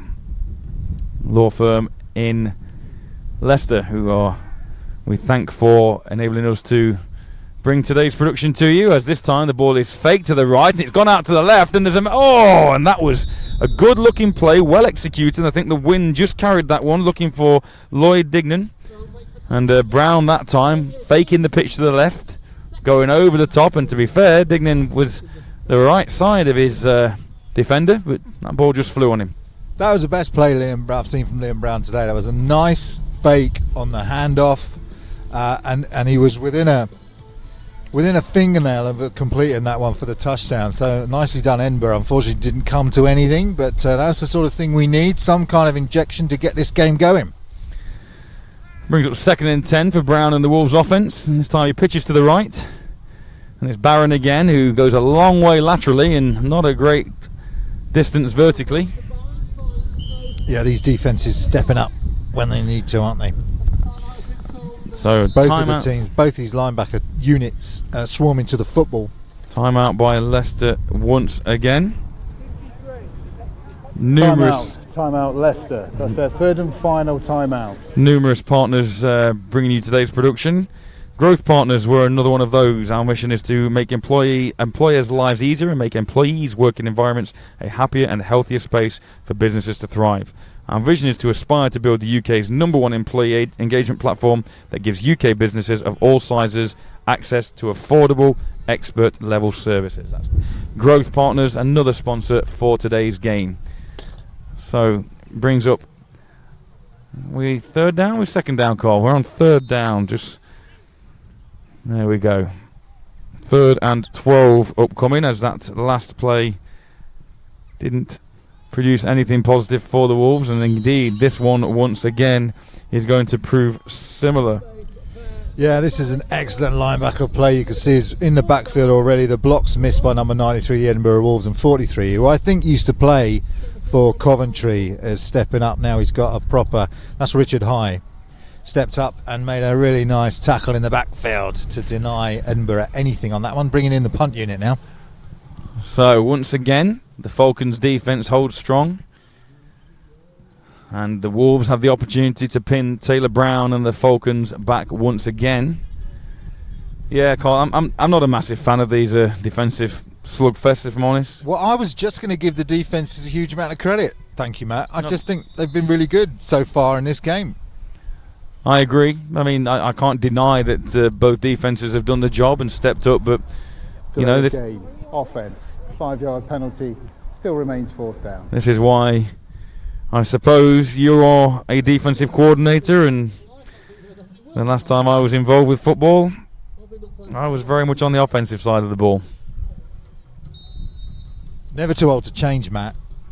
It's good to see these defences playing well, containing these quarterback scrambles, blocking up these A and B gaps, blitzing well, playing with good discipline, closing down that space on these offences. Yeah, but it's still a tad dull. And there's another flag. No, you're quite right. These guys putting the work in there in difficult conditions. Although it is dry now and all being well, looking at the skies, we may well get a prolonged... Edinburgh, second charge timeout of the first half. A prolonged spell of dry weather now with the sun shining, but still very windy and still two quarterbacks who struggle going to the air, so we'll rely on that running game moving forward. So this 4th down play is taking a while, isn't it, Matt? We've had a penalty which pushed Edinburgh back. Now Edinburgh choose to take the timeout. Some interesting decisions on when to take timeout. Leicester have been taking timeouts on defence, so I don't suppose either of these teams looking to run a 2-minute drill and retain their 3 timeouts while their quarterbacks plough it down the field. Well, I believe now that is all 3 gone for both sides as the kick is up. Nice high kick, gets caught in the air, and this one takes a sideways bounce and then a Wolves bounce, and Taylor wisely gets out of the way of that one as Brad Trott fields the ball, and Leicester will take over once again in similar field position. But that will be our half time here in Leicester. So what we will do now, we will pop over to some commercials, and once we return we will try and have a look at that Don Edmondson Edinburgh Wolves interview. So stay with us. We'll be back after these messages.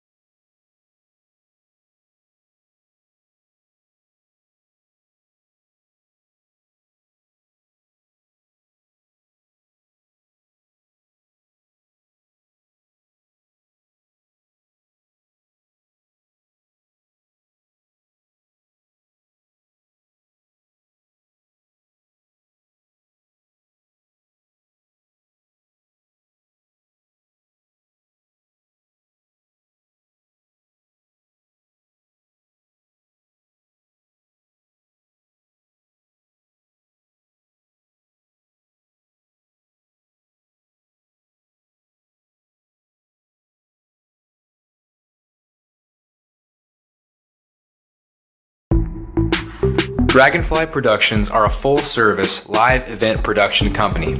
We can cater for all your event needs with a turnkey solution, or can support you with individual needs.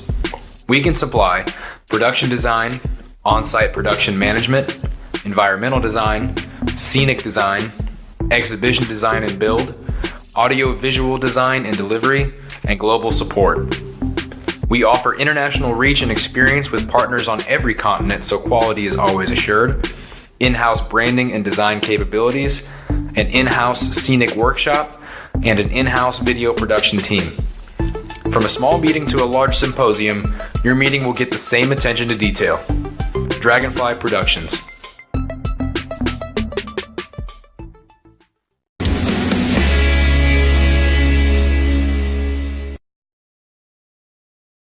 To half-time here in Beaumont Park in Leicester, where we have a score of the Leicester Falcons 0 and the Edinburgh Wolves 0. I'm going to catch up with Don Edmondson. We hope to bring you that before the game, but kind of ran out of time. But we'll catch up with Don shortly. And before we do that, impressions of that first half, Carl? Well, it's tight. We knew it was going to be these two teams, both with one victory, and both these teams with good, strong defences, and that's how it's played out. Unfortunately, it's not giving you a score, Matt. You'll be disappointed with that, but we live in hope. If you like good defensive football, then stay with us. And it is tense here. You do get the feeling there's a lot riding on this game. Both of these teams playing hard. So, disappointing if you don't like defence, but if you like defence, you're in the right place. We're experiencing all seasons in one day here. We started off at the beginning of the show with trying to avoid the rain and the wind. We've still got the wind, but the sun's now shining, so hopefully that will encourage some more offence in the second half. As I mentioned, we were always very grateful to speak to the coaches prior to the game. We heard from Coach Cassar for the Leicester Falcons and his impressions of the season so far and what to expect from today. And on their long journey down from Edinburgh, Carl managed to catch up with Coach Edmondson for the Wolves, and we were able to get his impressions of the season so far and his hopes for the rest of the year. Welcome. I'm here with head coach of the Edinburgh Wolves, Don Edmondson. Hi, Don. How you doing? Hi, nice to be here. Thanks, Carl. Welcome to Leicester. So thanks for doing the interview. First question for you: how's your season gone so far? We're at the midway point. How's it gone from an Edinburgh perspective? Yeah, it's not been the best season. We're sitting at 1-4, obviously. We've still got 5 games to go. We've had some really key injuries that set us back, and I think just a wee bit of disheartenment set in for a couple of weeks there. But the guys are picked up, and we'll just change their offence a bit as well. So we've just got to go out and make do. No excuses. Come down and play football. I mean, you've been you had that loss against Tamworth 50-0, but then you beat Sheffield, and then you ran Manchester Titans tight, and they beat Tamworth yesterday. Yeah. So it's been an erratic season, hasn't it? Is there any indication of why that performances have been so different from week to week? I think the teams now are getting to know each other as well. So we've been up for 2 years. It's our 3rd season. So we start to know each other, and once you find somebody's weakness, you pick on it. I think we got a drubbing against Tamworth, although you're watching the game film, it wasn't a 50-point game, but they've done the business. The other games have been tight, and we made a couple of key mistakes. Our defence is been really well. Manchester scored 1 on us in defence, and 1 was on special teams play that we screwed up on, so the defence is doing well. And tell us about some of the players' issues that you've had this year. Our QB1 is cross-playing football in Prague. RB1, running back 1, Callum Davison, he is playing in Germany, and this was told to us start the pre-season. None of them's due to come back. We've had QB2 and 3 go down injured, so we're on QB4, and we've just got a couple of new running backs in, so it's their first games today. Right. All right. So lots to look forward to in the game, I guess. Yeah. And how do you see Leicester challenging you today? What are the things that they're going to bring? They're a good team. I've watched them obviously on the film, and they've had a couple of tight games as well. And the first half they've done really well against Tamworth. They look like they're a simple defence, but they're organised and efficient. So from offensive perspective for us, it's trying to find that something about the motion with the movement out the box, something that'll wrinkle we can take advantage of. They look well drilled. They're fairly simple defence to understand. And their offence, it's a bit like us. They've had good games and bad games. Offence takes a bit longer. I think they're finding that in the Prem, same as us. And are we likely to see any surprises today, or are you going to come out and just play a solid game of football? The aim is to play a solid game, go home tonight with a big smile on my face with a win. Obviously that's down to the football gods. We're here to try. Not going to make any excuses for anything. We've got a full squad of guys, about 35, and we've come to play football, and we didn't come down to come second. Excellent. Good to see you, Don. Thanks for the interview, and good luck with the game. You're welcome. Thank you. Cheers. It's always great when coaches give their time prior to a game because they're always, unbelievably busy prior to that. Interesting that Coach obviously mentioned about his fourth-string quarterback there with him. We've alluded to that in the first half.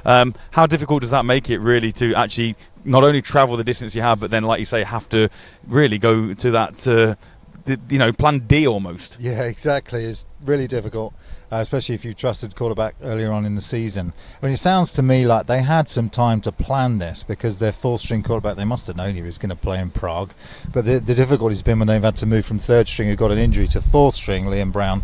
And he's come in and he's trying to do his best here today. There's been some issues in terms of his handoffs. Some of those balls have been a bit wayward, shall we say. And then in terms of his passing game, he struggled a little bit on third down, but he nearly gave us a surprise, didn't he, with that play action pass to number 20 down the field, and he nearly scored off the back of that one. So he's had a mixed game, but hopefully in the second half he'll have a better showing because the nerves will have settled a bit, and he'll be able maybe to get into his stride. Sure. The coaching community in Britain is a real tight one, and they say obviously you're involved now, I was in the past, but it's pretty much the case that the coaches are willing to meet and to share, and obviously there's an event coming up at the beginning of July as well.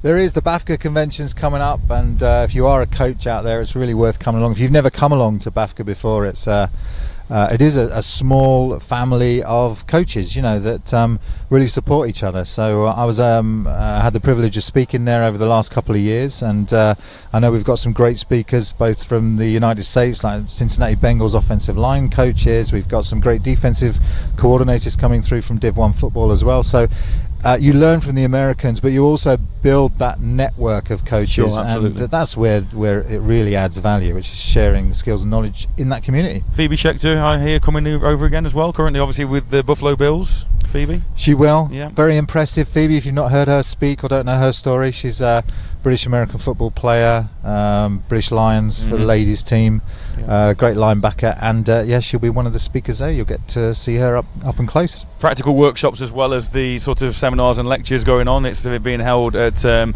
De Vere Conference Centre in the grounds of Nottingham, the University of Nottingham, and obviously therefore the practical elements will go on at the David Ross Sports Centre there as well. So yeah, great weekend from the 12th to the 14th of July. If you are involved in coaching in any way in the UK, get yourself down there for a great weekend. Back to this one then this afternoon. Can you see the team making any specific change? Are they able to make any changes to get us away from this defensive struggle? Well, they're 0-0. They don't need to make drastic changes, and both coaches will say, all right, so we've seen what they've got on defence.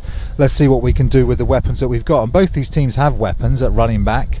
Nick Jones for Leicester, and Edinburgh have come out and got some weapons as well. So we need to. It really depends on how much they can scheme against these defences. Edinburgh were beginning to make some ground between the tackles against this Leicester Falcons defence, and that might be something that they look to exploit. On the other side of it, you've got Abansky and Nick Jones, both of whom can run really well. If they can get the option running attack going, as I was saying in the commentary, it could make the big difference to this game. For me, one of the biggest factors this afternoon has been the weather and that wind. Obviously we've seen, fortunately for us in our commentary position, we've seen the majority have played down this end, and it could well be that that is decisive in the outcome of this one. Yeah, the wind is definitely a factor. You can see it in the punts when they go into the air. You really get a sense of it. But if you're on the field, I mean, even sometimes when Abansky's going back to throw the ball, it's difficult for him even to hold the ball because the wind, once he puts that ball up close to his chin, ready to throw it, the wind is catching it. So it's tricky conditions, and the wind's not predictable. It's going in all kinds of different directions, as you can see from Matt's hair. It is, absolutely. And as I mentioned, I'm struggling to keep that under wraps, but I'm doing my best. The one thing that gives me a little bit of hope, and it's got to be on the Falcons' mind, is that one deep ball that Brown attempted in latter stages of the second half, that fake pitch to the left, and then he came back and he had a man behind the secondary and just missed him again because of the wind. So sure, as the Falcons defensive coordinator, Rob Urquhart's got to be thinking, well, they've got that in the locker. Yeah, and he's an aggressive coordinator, Rob. He likes to blitz. He's been blitzing Falola, number 55, off the edge. He's been blitzing him through the B-gap. One time they caught the running back in the backfield. When you're playing a running team, you want to stuff those gaps. But by doing that, you do leave yourself open at the back. Now at the moment Rob's trusting Sure. that Liam Brown hasn't got the arm to be able to do that, but of course it just takes one play. Absolutely. 6-0, and games like this we've seen them win 7-6, 6-0, so, or even 3-0. So it's a couple of plays are going to make the difference. That's why defensive battles are so interesting, Matt. You never know what's going to happen. I'll take your word for that. I'd rather have a shootout any day of the week, but we'll take your word for that. So what we'll do now, we'll go back to hear from our sponsors, and then you can rejoin us. We'll be back in the booth, and we'll run through some of the day's other scores to this point. So don't go anywhere. Our score currently at halftime here in Leicester is the Leicester Falcons 0 and the Edinburgh Wolves 0. And we'll be right back after this.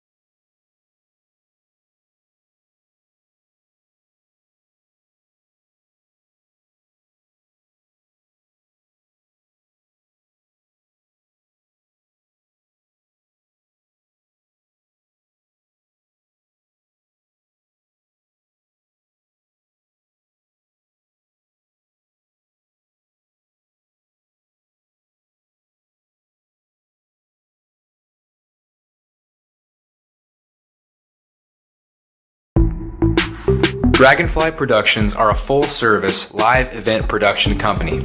We can cater for all your event needs with a turnkey solution, or can support you with individual needs. We can supply production design, on-site production management, environmental design, scenic design, exhibition design and build, audio-visual design and delivery, and global support. We offer international reach and experience with partners on every continent, so quality is always assured, in-house branding and design capabilities, an in-house scenic workshop, and an in-house video production team. From a small meeting to a large symposium, your meeting will get the same attention to detail. Dragonfly Productions.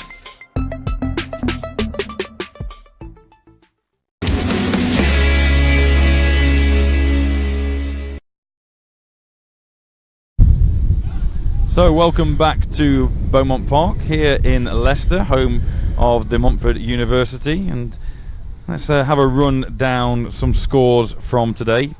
A little bit of a surprise maybe from yesterday. Some people would say so on the outside. Those in the know may well think this was a little bit in the offing already. The Manchester Titans were victorious, and not only victorious but shut out the Tamworth Phoenix yesterday, 21-0. Thoughts on that one, Carl?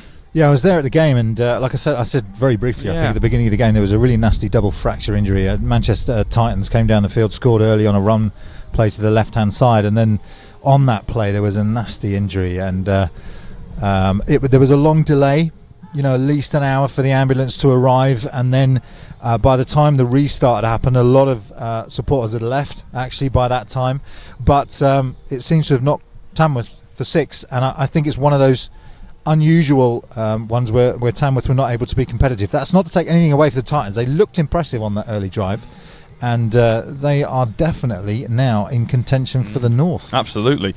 Staying in the North then, obviously it's 0-0 here.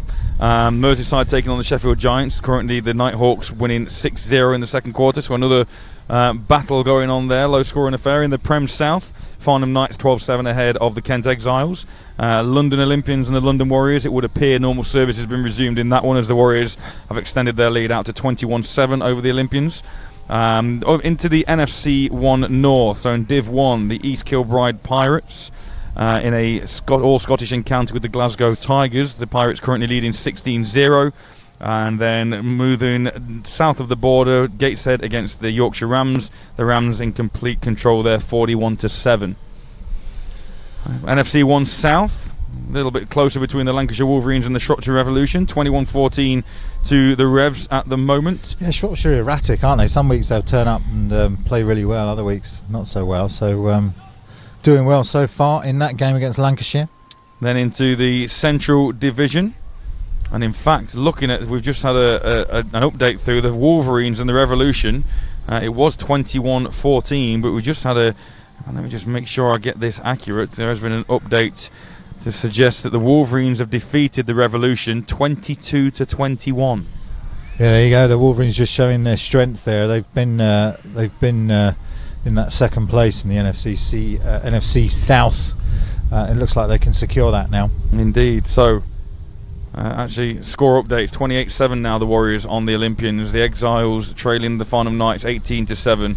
The Yorkshire Rams 47-7. We've already told you about Lancashire against Shropshire 22-21. The Wolverines win that one. Into the Central, the SF1 Central, Oxford Saints trailing the Portsmouth Dreadnoughts 24-3, keeping in division, dropping down to Division 2 now. In Division 2 North, the Clyde Valley Blackhawks 24-0 ahead of the Darlington Steam. Leeds Bobcats taking it to the Nottingham Raiders. The Bobcats ahead by a score of 30-0 at the moment. The Bristol Apache 14-0 ahead of the Cornish Sharks in the West. And then in Division 2, Southern Division 2 South, Bournemouth beating the Raptors 44-6, the London Blitz B, hammering the Hastings Conquerors 27-0.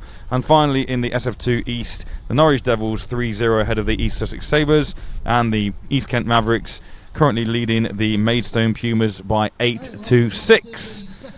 So here we go then with the second half of this one. Plenty of points around the country, thanks to double coverage for the updates on that one, sending those through to us. Thanks to Nick and his team for those updates. And we are just about ready to get underway in the third period here, with the Wolves kicking off to the Falcons, and the Falcons will be against the wind, although that wind seems to have dropped actually, Carl, at the beginning of this third period. Yeah, it is noticeable, and the cloud cover is actually thinning now as well, so more blue sky, less wind, may get some points. We have some international viewers this afternoon as well. Shout out to Zoe, apparently in the Philippines, watching this afternoon's stream.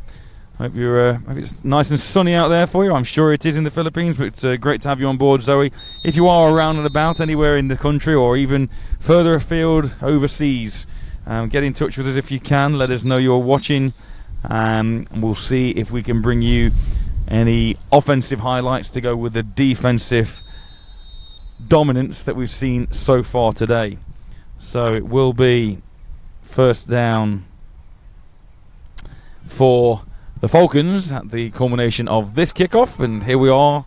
The third quarter is underway, and the ball hangs, and it goes to Taylor Brown, and Taylor Brown is past his 20. He saunters up to the 30, steps back to his left, and then he is met once, but he escapes those two tacklers, and he's dragged down short of midfield, and good field position for the start of this third period for the Falcons. And here is Taylor Brown again, looking like he's just sauntering along, but picks up close to 30 yards on that opening kick return. Yeah, the Falcons that time doing a nice job on the return is Taylor. I mean, the Edinburgh Wolves did a good job in terms of getting into position, but once you're in position, you've got to bring your man to the ground first time, which they failed to do. But Taylor, we know, is a slippery character. So let's see what Urbanski and this Falcons offense can do at the beginning of this third period. Nick Jones alongside him again, and that one's knocked out of his hands. I think that was Jones that knocked it out of his hands. And are they're calling that a fumble, or are they calling that an incomplete pass? The whistle seemed to blow before. Yeah, his knee was down, so I think they're going to call it. Yes, it was. As his knee was down, so that's going to be a sack. You're quite right. 93 took a nasty blow because he's gone to his knees to try and pick that ball up, and he's had to come off the field for Edinburgh. That brings up 2nd and 14. Josh Alaya taking a bit of a blow. Hope he's okay. 2nd and 11. Yeah, it is, you're right. Our scoreboard operator not quite on the ball with that at the moment. I'll be having words with him later as Urbanski flips the ball out looking for Tom Jarrett, and that's over his head. Urbanski again just too high on those passes. It means that, when Jarrett sticks his hand out like that, the danger is the ball get tipped again, as we saw in the first half, but it was Liam Brown that did it in the first half with Edinburgh, and Urbanski nearly gave him one straight back. He just doesn't look overly comfortable with that ball. It's the handling of the ball on the snap, Matt. If you watch his handling, it needs work. So already 3rd and long for the Falcons as a rogue ball rolls onto the field in front of us. Hoping that ball really needs to be cleared out of the way, and the officials do now spot that. Behind you, Mr. Referee, there it is. On runs the ball boy, giving a brief respite to this one. So 3rd and 11 upcoming for the Falcons on this initial drive of the second half. Abansky with the empty backfield once again. He rolls to his right, he makes one man move, tucks the ball, and now he's off. And there's a flag down, and that flag, again, I've got to say that that's probably going to be against the offence, and it is. Whether it's an illegal block or if it's a hold, that one's coming back. So all of Abansky's good work is undone once again. Yeah, there's no doubt that Abansky, I mean, that is where he is so effective. But these offensive linemen not doing him any favours. Although I guess they would argue they're protecting their quarterback. But on those run plays, he's a big, strong lad. He doesn't need him to hold for. Illegal use of hands in the back, 74 of the offence. 10-yard penalty, repeat 3rd down. So there it is, illegal block in the back. That's James Simpson getting caught on that one. So got to be smart on that edge. So from 3rd and 11, it brings up 3rd and 21, and now you're thinking, well, you've got to put this in the hands of Abansky initially to look to see if he can find a receiver, but again he's battling against the wind as well, and he doesn't seem to have a very, the spiral isn't overly tight, and if you're not throwing a tight spiral in these conditions, then you're going to struggle. He's got time this time, but now he tucks it and he goes up the middle and he makes 2 men miss, the ball pops out and it's dropped on by a Falcon, and there's another flag down. Yeah, but I mean, we'll have a look on the replay, but you can see Abansky there just holding the ball in one hand, and that's just a smart play by the linebacker who comes in to strip it out. Leicester Falcons quick enough, but Abansky's handling of the football just needs some work, in terms of... There is no foul on the play. In terms of both 4th down. In terms of both securing the football from the snap, but also when he transitions from a passing quarterback into a running quarterback, you've got to act then as a running back. You've got to protect the ball, especially when there's players around you. That means getting 2 hands on the football. That means covering up. That means holding it high and tight. And on that occasion, just caught laps. And if nothing else, having that awareness that there are people around you and making sure that you transition that ball from that one arm into the two, like you say. And we've noticed that Abansky in the first half didn't seem to have a lot of pocket awareness and knowing when people are around. That's well taken. Sorry to interrupt myself, but that's well taken off his bootlaces. Is that Ash Hopkinson again on punt return duties? Yeah, decent return from Ash Hopkinson. I don't know if we've got a replay on that, but he did manage to pick that ball up off his shoelaces and take it very cleanly and pick up positive yardage. We've now got a Falcon down. When the medical staff are in that position where they're securing their head, that is not. There we have that punt return. That's not a good position for a player to be in. Just out of its shot at the moment. Yeah, you can see there just behind the down marker is the man in receipt of medical attention. But I say the head is being held in position, which I never like to see. Yeah, Desi there, physio coming on to take a look at him. She's been stalwart throughout the season for these Leicester Falcons, doing her job. Hopefully this play is going to be okay, and it's just a precaution, but we'll see. So once again we have a bit of a lull in proceedings. So therefore at this point we're able to bring you word from our team of sponsors who are enabling us to put things on for you today. Boss Construction is an independent building contractor specialising in conversions, alterations and extensions. We aim to deliver a stunning finish at affordable prices. We also want to make the experience as painless as possible so you can enjoy your new home. That's Boss Construction, another one of our partners today. And finally, our fourth partner for this afternoon, Cross Productions. Our unique blend of creative ideas and digital campaigns are all designed with one key ingredient in mind, which is to help your business grow and reach new heights in this ever so competitive digital industry. From strategic consultancy services, bespoke design and development campaigns, right until planning your big launch, we deliver the full package to help you on your road to success. So thanks as ever. We mentioned in the first half, we mentioned Southall & Co, Growth Partners, Boss Construction and Cross Productions in this second half. Thanks as ever to our sponsors who all enable these productions to go on. And UKAFL goes from strength to strength. That's a very welcome sign that injured player is back on his feet and walking back to the sideline. Yeah, that's really good to see. So he did Ben Tincello, who's played well. We've called his name a number of times, playing that linebacker position, and just took a blow there. So, first possession of the third period for the Wolves. And again, they have the wind at their backs. Falcons have the sun in their eyes. And Brown and that rushing attack, this time with Gregor Clay in the backfield. A high snap, and Clay gets the handoff, and he bounces through the middle, where he's met by number 42 for the Falcons for a pickup of 4.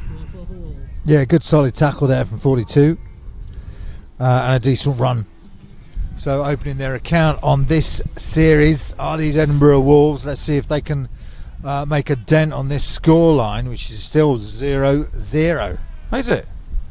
In case you've just joined us. Okay, in case you've just joined us indeed, as Clay gets the ball once again, and that's a good barraging run, and that should be good enough for first down, as there's a lineman, Wolves lineman on the floor on his back, and Clay is waved dead as this young man will receive some attention, but I say that will be enough for first down yardage. No flags on the play.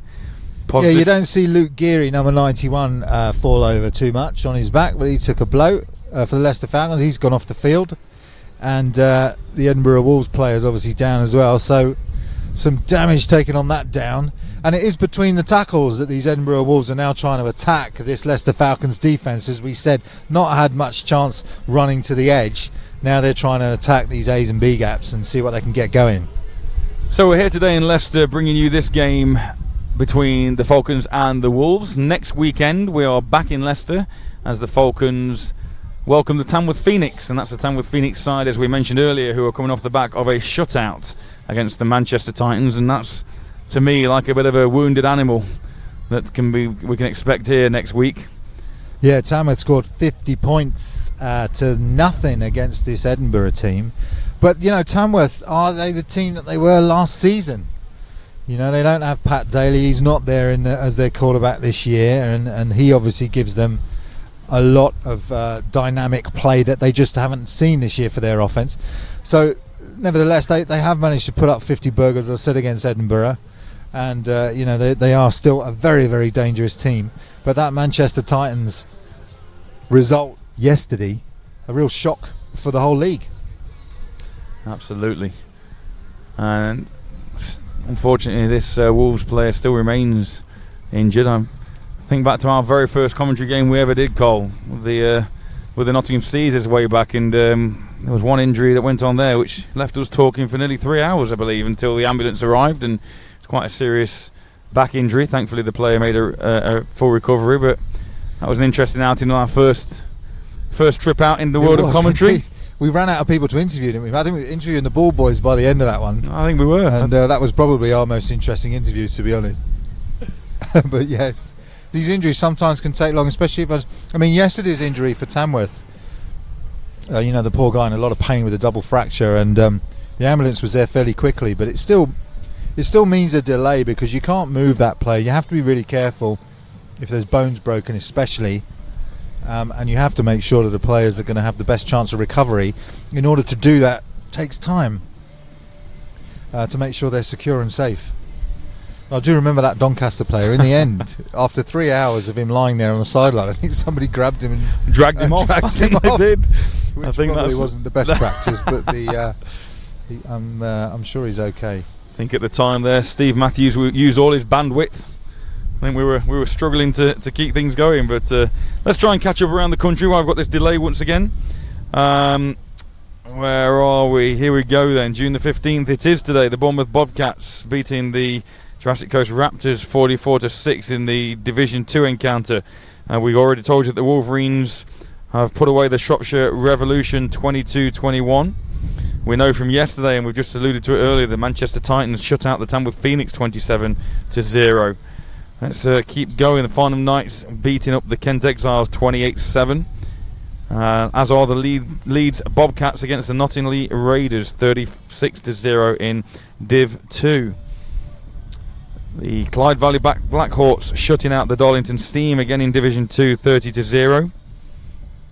Merseyside against Sheffield, 13-0 currently in favour of the Nighthawks.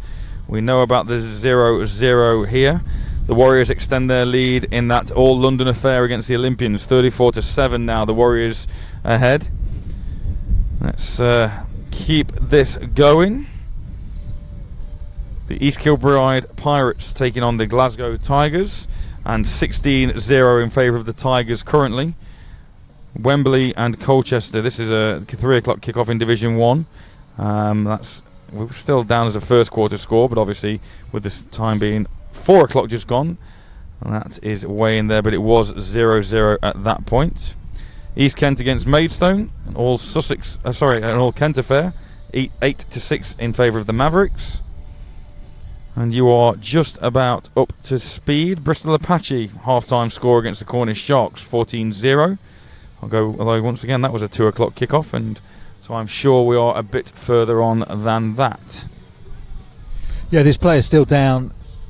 Desi's with him. Don't know whether an ambulance has been called yet, but the Edinburgh Wolves teams come out to support them as well. So both these teams now concerned about this player. We're just hoping he's safe.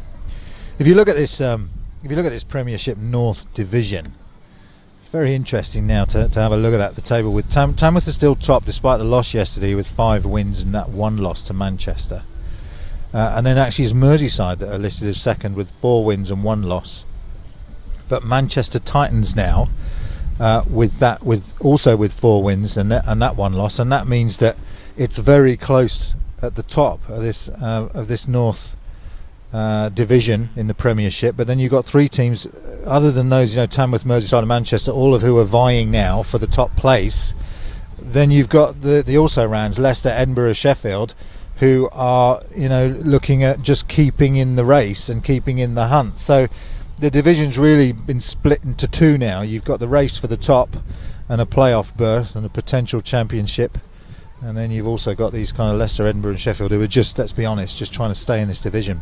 Coach Kassar mentioned in his interview about the fact that, like you said, there's very much this top and bottom. It's not sort of a graduation through the division. It's a top 3 and a bottom 3, and those bottom 3 are the Falcons, the Wolves and the Giants, who are, like you say, very much scrapping it out for that relegation. And when these teams get on the field, it's not as uncompetitive as that might suggest, Matt. I mean, we've covered the games. They've been competitive games, even between Manchester and Leicester, and when it's not such a clear split, and play on play, they are competitive in terms of their athletic ability. But it just seems that those teams that we mentioned at the top there, Tamworth, Merseyside and Manchester, just have the edge in terms of their consistency and their ability to consistently field a team that scores points and has an effective offence. A couple of years ago, we saw the Tamworth Phoenix crowned British champions, and we wondered whether or not at that time there was going to be a little bit of a shift in the power between North and South. You'd got at that point, you'd got the Phoenix, you'd got Manchester, who had recently been promoted.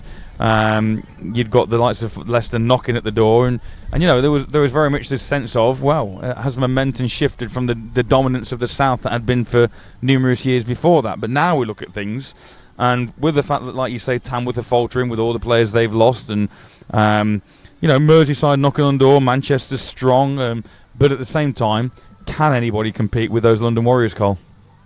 It was really a magical season, wasn't it, that one, with Tamworth won that. I mean, they did so well to beat the Warriors in the semis and then got to the Blitz, and it was such a fantastic game. I remember your commentary, which was outstanding, Matt, on that game, so well done on that. But it was a magical season for them. They haven't been able to reach those heights since that time. And the Warriors have kind of, I think, unless you have competition, you get complacent. I mean, you wouldn't you? If you're the London Warriors, you think, well, year on year we're there or thereabouts, we're winning 10 times. Absolutely. Yeah. So how do we keep our edge?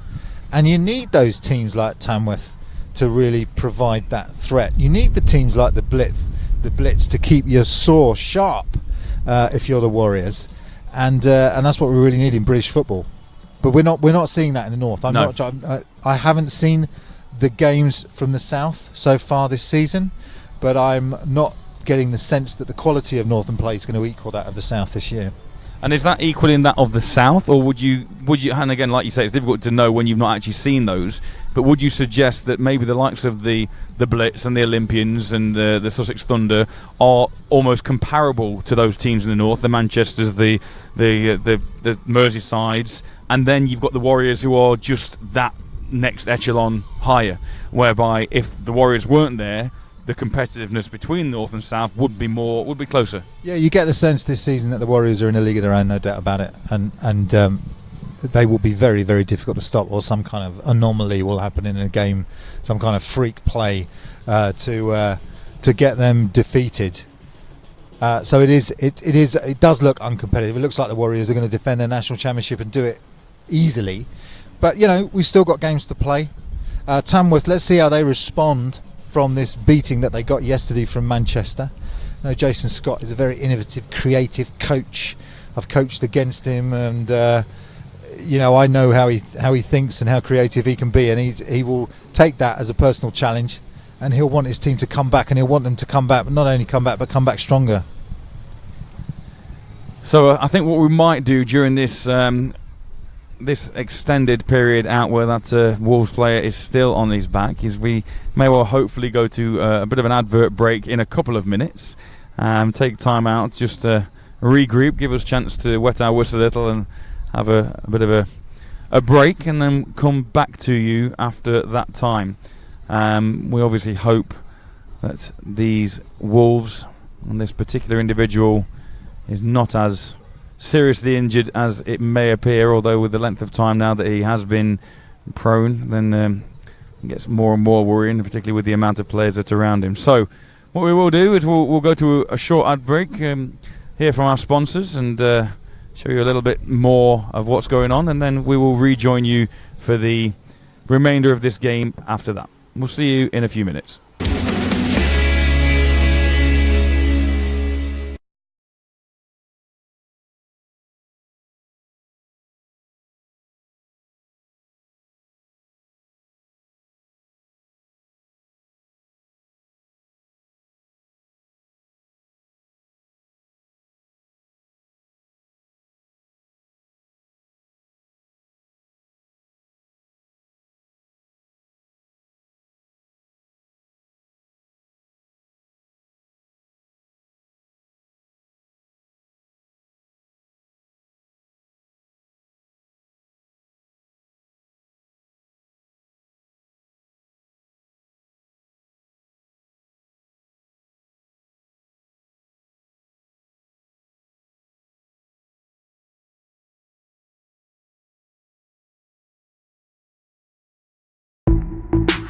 Dragonfly Productions are a full-service live event production company. We can cater for all your event needs with a turnkey solution, or can support you with individual needs. We can supply production design, on-site production management, environmental design, scenic design, exhibition design and build, audio-visual design and delivery, and global support. We offer international reach and experience with partners on every continent, so quality is always assured, in-house branding and design capabilities, an in-house scenic workshop, and an in-house video production team.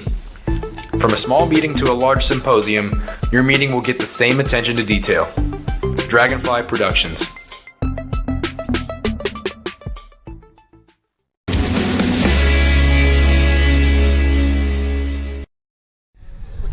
Welcome back to Leicester. That brief interruption in play. We're glad to say that Wolf player has been removed from the field. Carl, you got an update on his condition? Yeah, it's Daryl Thompson, number 78, who has got good feeling in his arms. It wasn't actually concussed when he went down, so it was precautionary.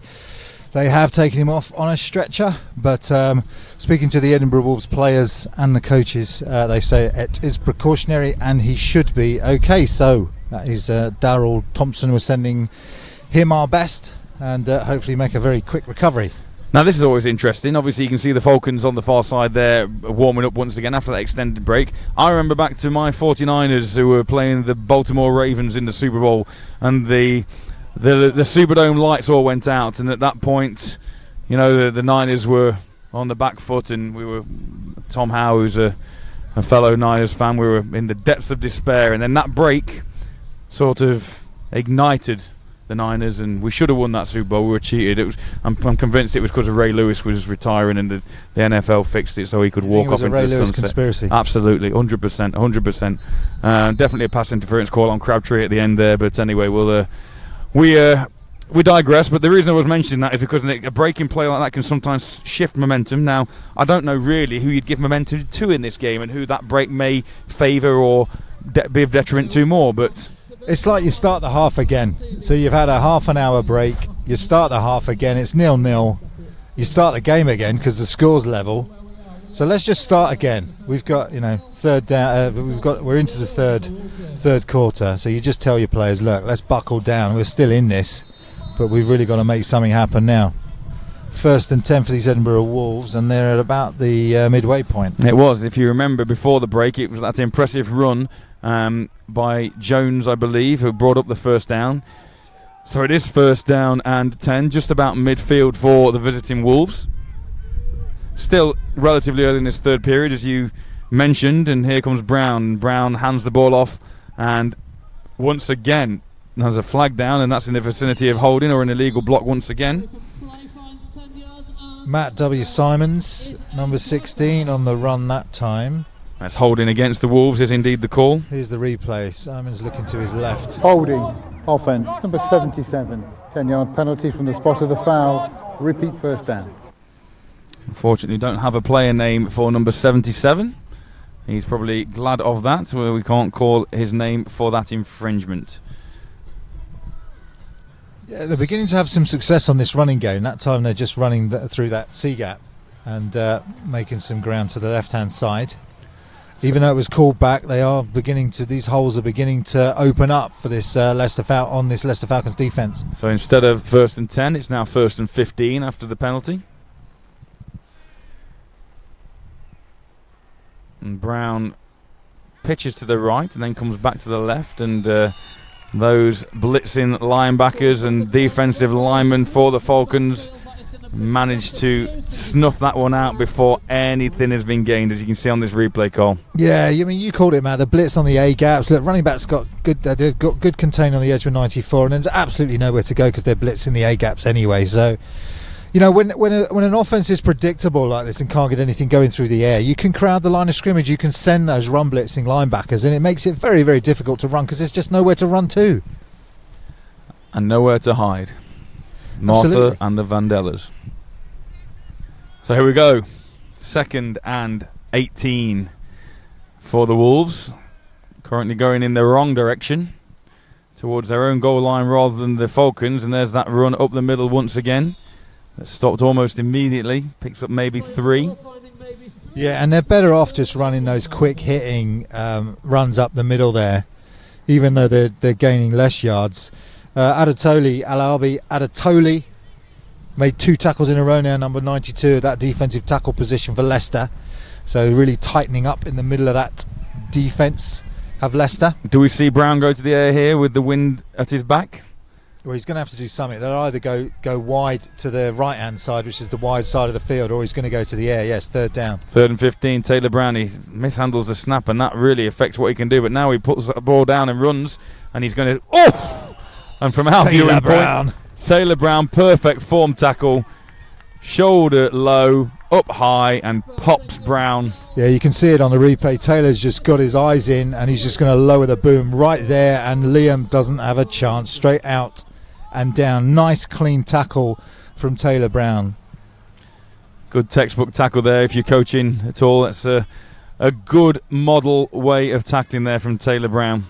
And you'd have thought, if I saw, you could see Liam Brown looking at Taylor and kind of almost stopping. Didn't really want any part of that. No, you either get the hell out of bounds or you lower your own shoulder. But what you don't do is stand there and say, all right, Taylor, after you, sir. 4th and 6 now, and the punt team is on. It's a high kick. Taylor signals fair catch, and he does save his houses under those high balls, is Taylor. And the Falcons will take over on their latest possession on their own 20-yard line. So it's the same old story in the third quarter with some success in the running game, then this Leicester Falcons defence tightening in those A and B gaps, sending those run blitzing linebackers. So Rob Urquhart doing a good job making adjustments when he needs to. And Edinburgh don't seem to have anything else. You know, on third down and long, you want to think to yourself, all right, well, what can I do third and 12? If it's just going to drop Liam Brown back and hope for the best that a receiver's going to get open, it's just not happening. Absolutely. So here we go then, Abanski again on this latest possession for the home team. And Abanski fakes that handoff and obviously saw something that he liked in order to maintain possession of the ball, but maybe that wasn't the best decision. Steve McDonald again, we called his name on the sack earlier, and he's there to that kind of predator defensive end, doing a good job to play from a 2-point stance and squeeze the quarterback down and then tackle him for no gain. Abanski now going to the air. Again, the hook pass. It is complete, but very little gain there. It's not going to... we're going to have a look at the replay. You can see what they're doing, just running into space, a little bit of space there. Tom Jarrett turns around, the ball's delivered a little bit better, but it's still low, and a couple of yards on second down. So 3rd and 4 upcoming. Again, Falcons obviously will want to convert here, but... empty set again, Matt, on this. 5 receivers out. Oh, and that's a false start. False start by number 69 of the offence. Dead ball prior to the snap. False start. Offense number 69. 5-yard penalty. Repeat third down. Fortunately for number 69 for the Falcons, don't appear to have a name linked to that jersey either, so save his blushes on there. But that will be a 5-yard penalty, and we'll bring up 3rd and 9. 3rd and 9, empty set. See what Abanski can do. Drops back to pass, and now sometimes he's getting squashed from the edges, and that is a fantastic defensive effort by number 90, Michael Thomas. And this could be advantage Wolves with the upcoming punt into the wind. Yeah, if you look at the replay again, it's that nose tackle position, defensive tackle position. Number 90 just got a good rush, kind of bull rush, but with his shoulder forced that guard back into the gap. And again, Abanski tries to step up. Nothing there because the pressure's coming from the middle of that defense. Danny Burton now standing on his own 4-yard line. Ash Hopkinson back around midfield. So something's got to give at some point here this afternoon. It's a better kick by Burton into the wind. Hopkinson thinks about fielding it and then does after one bounce. He comes round, he hurdles a man, stays in bounds, and he's then pushed out of bounds. But there is a... Is that a flag? No, it's a cone. I thought it was a flag on the sideline, but it appears to be a split yellow cone disguising itself as an official's flag. So, Merseyside have the ascent. Merseyside aren't even playing. Edinburgh have the ascendancy now. Eagle-eyed as always, Matt, spotting that cone and that Merseyside were on the field. Maybe Edinburgh have good position. I think it's Edinburgh. It is Edinburgh. It is. I was maybe hoping that I was watching the Merseyside game because there's some points there at least.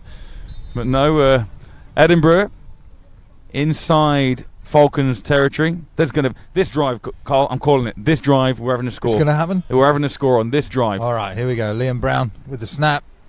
He's going to the air. He's going deep. He's got a man. It's holding up there. Oh, and who is it? It's that man, Taylor Brown. Unbelievable reception. I mean, interception. It's just great defense. Here we go, Cole. Lloyd Dignan's number 20. Liam Brown goes back and he lofts one up. It's a decent pass. It's got some air underneath it, which allows Taylor to be the receiver. I mean, he just snatches it from Digman at the last second. And that's just great play from Taylor Brown. But also, you know, he's just that safety that plays roaming in the backfield there, and he's just able to track that football down.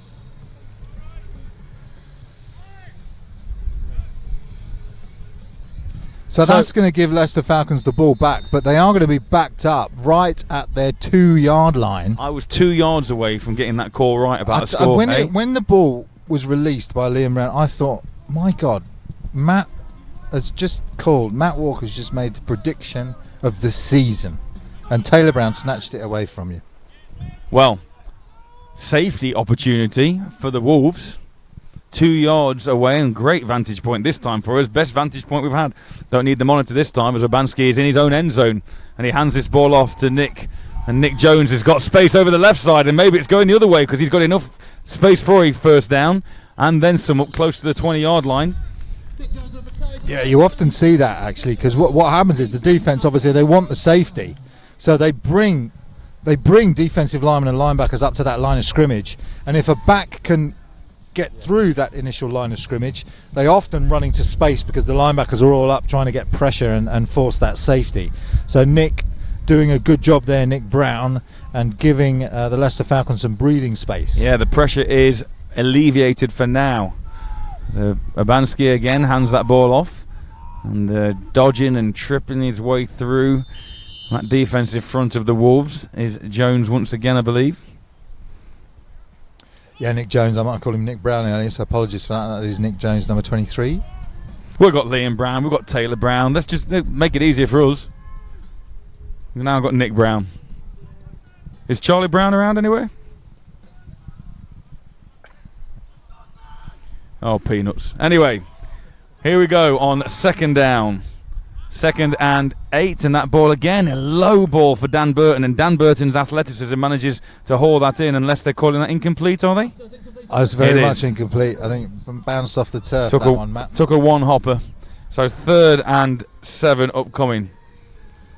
Maybe a long 7, 8 yards, 3rd down again, and so Abanski needs to, I mean, if I'm Abanski, what I do is I take the snap, I step back, I look to throw, and then I just run. And it's like, you just run with the ball and use what you're good at, do what you're good at. But like you've said, that defensive front has very much contained him. He comes now that he's looking, and now he does take off, tucks that, but he's carrying that ball still one-handed. He's okay still, and he goes around the left edge, makes one man miss, trucks through another, and he's out of bounds up to about the 45-yard line.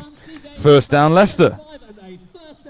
Yeah, so an Abanski scamper to the right-hand side, and that's not just netting them first down, but netting them all the way up to the halfway point now, really. You're close to that, maybe on the 46. So Abanski doing what he's good at, and that's what you need, just stick to that. Let's go. If we get, let's try and get into a manageable third down situations, but good running on first and second down, and then Abanski, let's just give him the ball and let him run. So here we go, first down. Jones this time off to the left side. Outside the tackle, and there's a hold or an illegal block being thrown. Probably the best throw of the afternoon by the official, to be fair, that the distance that flag travelled. Yeah, beautiful spiral on Absolutely. that flag. Let's see if we can pick up anything here on the replay. Nick Jones to his left. I think that's probably a hold there in the middle. Number 60, there it is. 10-yard penalty from the spot of the foul. Repeat first down. So 1st and 10 becomes 1st and 20. Tell you what, that sun's hot now, Matt. I say, we started off in January, we went through sort of March and April and bypassed May, and we properly are in the British summer now. If this is what we're getting for the British summer, which is mildly disappointing, although this time last year we were all moaning that we were melting for a prolonged period. Those Brits are never happy with this weather, are we? So here we go, 1st and 18-ish actually, as once again the ball is handed off. Yeah, they've gone back to the offense that they were running last year in Div 1, which is, you got the quarterback, and then you got to his left is Nick Jones, and to his right Adam Edwards comes in this time as a third string running back to pick up a few yards and make his contribution to the day. So, they're going back to what worked for them last year, having to dig deep to get anything going against this Edinburgh Wolves defence. Absolutely. So here we go then on 2nd and 14-ish. Abanski with that empty backfield once again, and he drops back and picked up, and now he's looking, and he steps through, but he steps out of a tackle as well. It's number 93. Yeah, I mean, it's Josh Alea, sorry, Carl. Yeah, if you watch Abanski here, it's clear that at this point now he's decided to run, but there really is nowhere to run to again, and uses his athletic ability to dance out of a couple of tackles, but good pursuit by this Edinburgh Wolves. They've done this all day long. 3rd and long. 3rd and long it is. And once again, Edinburgh will be wanting to get this football back before the 3rd period ends to maybe try and use that wind again. There's no reason really at 0-0 why you shouldn't gamble. That last ball that Taylor picked, massively athletically, could have easily gone the other way. Absolutely. Patterson checking in now on the left. Adam Edwards, a single back in the backfield. And Danny Burton out wide to the left. He looks his head. Oh, there's a flag coming out. I'm stopping the play. They would blow it dead there. Just have to Illegal check that. procedure, a false start has been issued, signalled rather. That's going to tack 5 yards extra on to the Leicester cause. Whether it was too many men in the backfield or not enough men on the line of scrimmage, whichever one of those you want to call, pretty much the same thing really, but let's have a listen to our officials. Dead ball prior to the snap, false start, offence, 5 yard penalty, repeat 3rd down. So from 3rd and 19 it becomes 3rd and 24. It makes it that much more difficult with Edwards and Patterson now in the backfield. Are they in to run? I would have thought they're going to be in for pass protection, but no, Patterson is given the football and he bounces off the left side and all the way to the sideline where he picks up positive yardage, but it's going to be shy of a 1st down. Yeah, 3rd and 24. You're just going to hand it off to your running back to see whether they can make something happen. Patterson picks up 15, but he's still going to be 9-10 yards short on that, so it will bring up 4th down. 4th and 7 with the score at 0-0. Danny Burton looks like he's on to kick once again. And this defensive slugfest continues. Just watch it on midfield. Yeah, we're midfield, 4th and 7. These are the sorts of plays that can make a difference if you can fake this and get something going, so just keep an eye on that. Nice snap. Burton fields it well when that ball is up. Lovely high hanging kick this time, and Hopkinson doesn't want anything to do with this. It takes a Leicester bounce, and the Wolves will pick it up just inside their 30-yard line. So it might take a special teams play to blow this one open, because both of these defences have the measure of their offensive counterparts, which is why we still have a 0-0 game. So we'll see. It may take a fake punt like that to see if they can get actually into make a 1st down. So we could be on our way though as we roll towards the end of the 3rd period. Could be on our way to a dramatic, enthralling 0-0 call. Yeah, that would set the league alight. Might make me hand my resignation in. Happy Father's Day to all of you fathers out there who are enjoying spending quality time with your children, wherever you may be. As Liam Brown takes a high snap and he's tackled for a loss on 1st down. Yeah, again, difficult with handling the ball that time. Not Liam Brown's fault. The snap was high and to his right. So he did enough just to retain possession, but not an auspicious start to this drive for the Edinburgh Wolves. So the woes of both these offensive teams continue. It's going to be 2nd and about 14-ish. And yeah, now again, momentum swinging. If the Falcons can keep the pressure on and keep the Wolves down this end of the field, can't be long left in this 3rd period. Then we switch ends and the Falcons will be really knocking on the door if they can maintain this position, this field position advantage. But I wonder whether the Wolves are going to go back to that Lloyd Dignan, play action, deep pass. But this time, maybe run it to the corner. Don't run it to the post. Yeah, because you want to run Taylor Brown. You're inviting out Taylor of the in. Play. Yeah, you're inviting Taylor in, throwing down the seam there, definitely.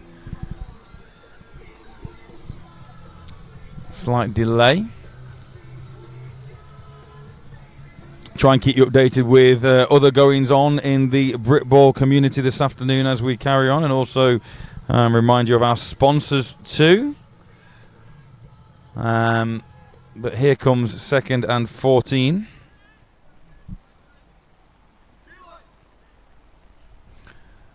Liam Brown still waiting for the official to wave time on, and there we go. So 2nd and 14, Wolves.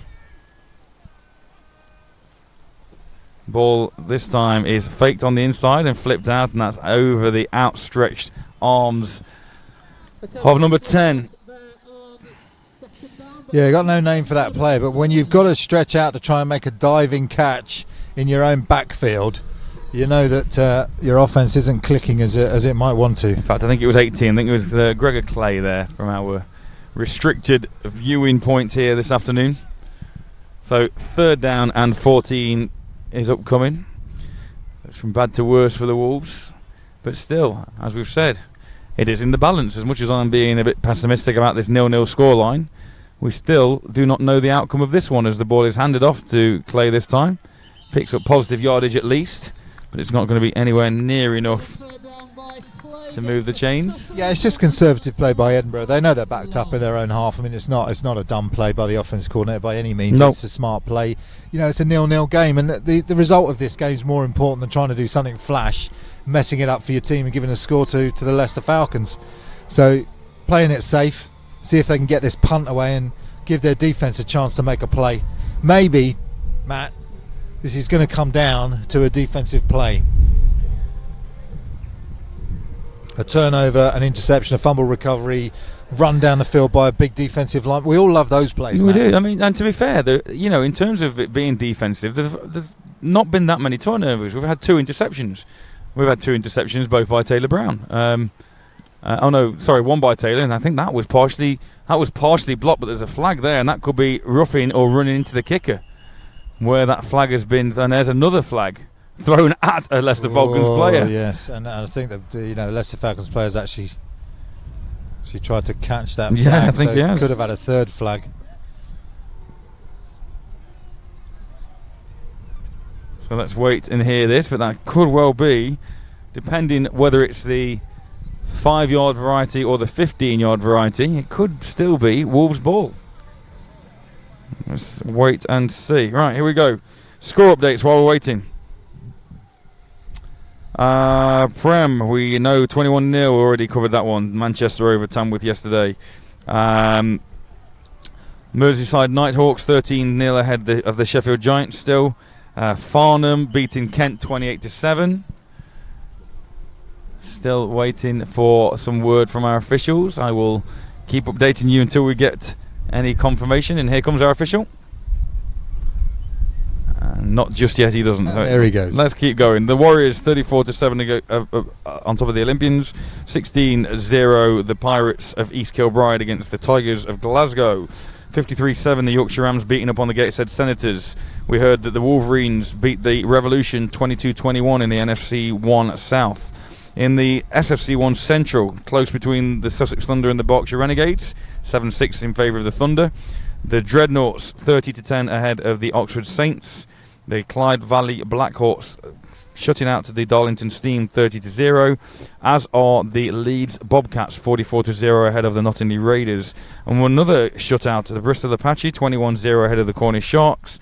And as if we haven't had enough of the shutout variety, the Blitz 39, the Blitz B 39-0 ahead of the Hastings Conquerors in the SFC South Division 2. Finally, in the East Division 2 of the Southern Football Conference, the Norwich Devils 3-0 ahead of the East Essex Sabres. And the East Kent Mavericks 22-13 ahead of the Maidstone Pumas.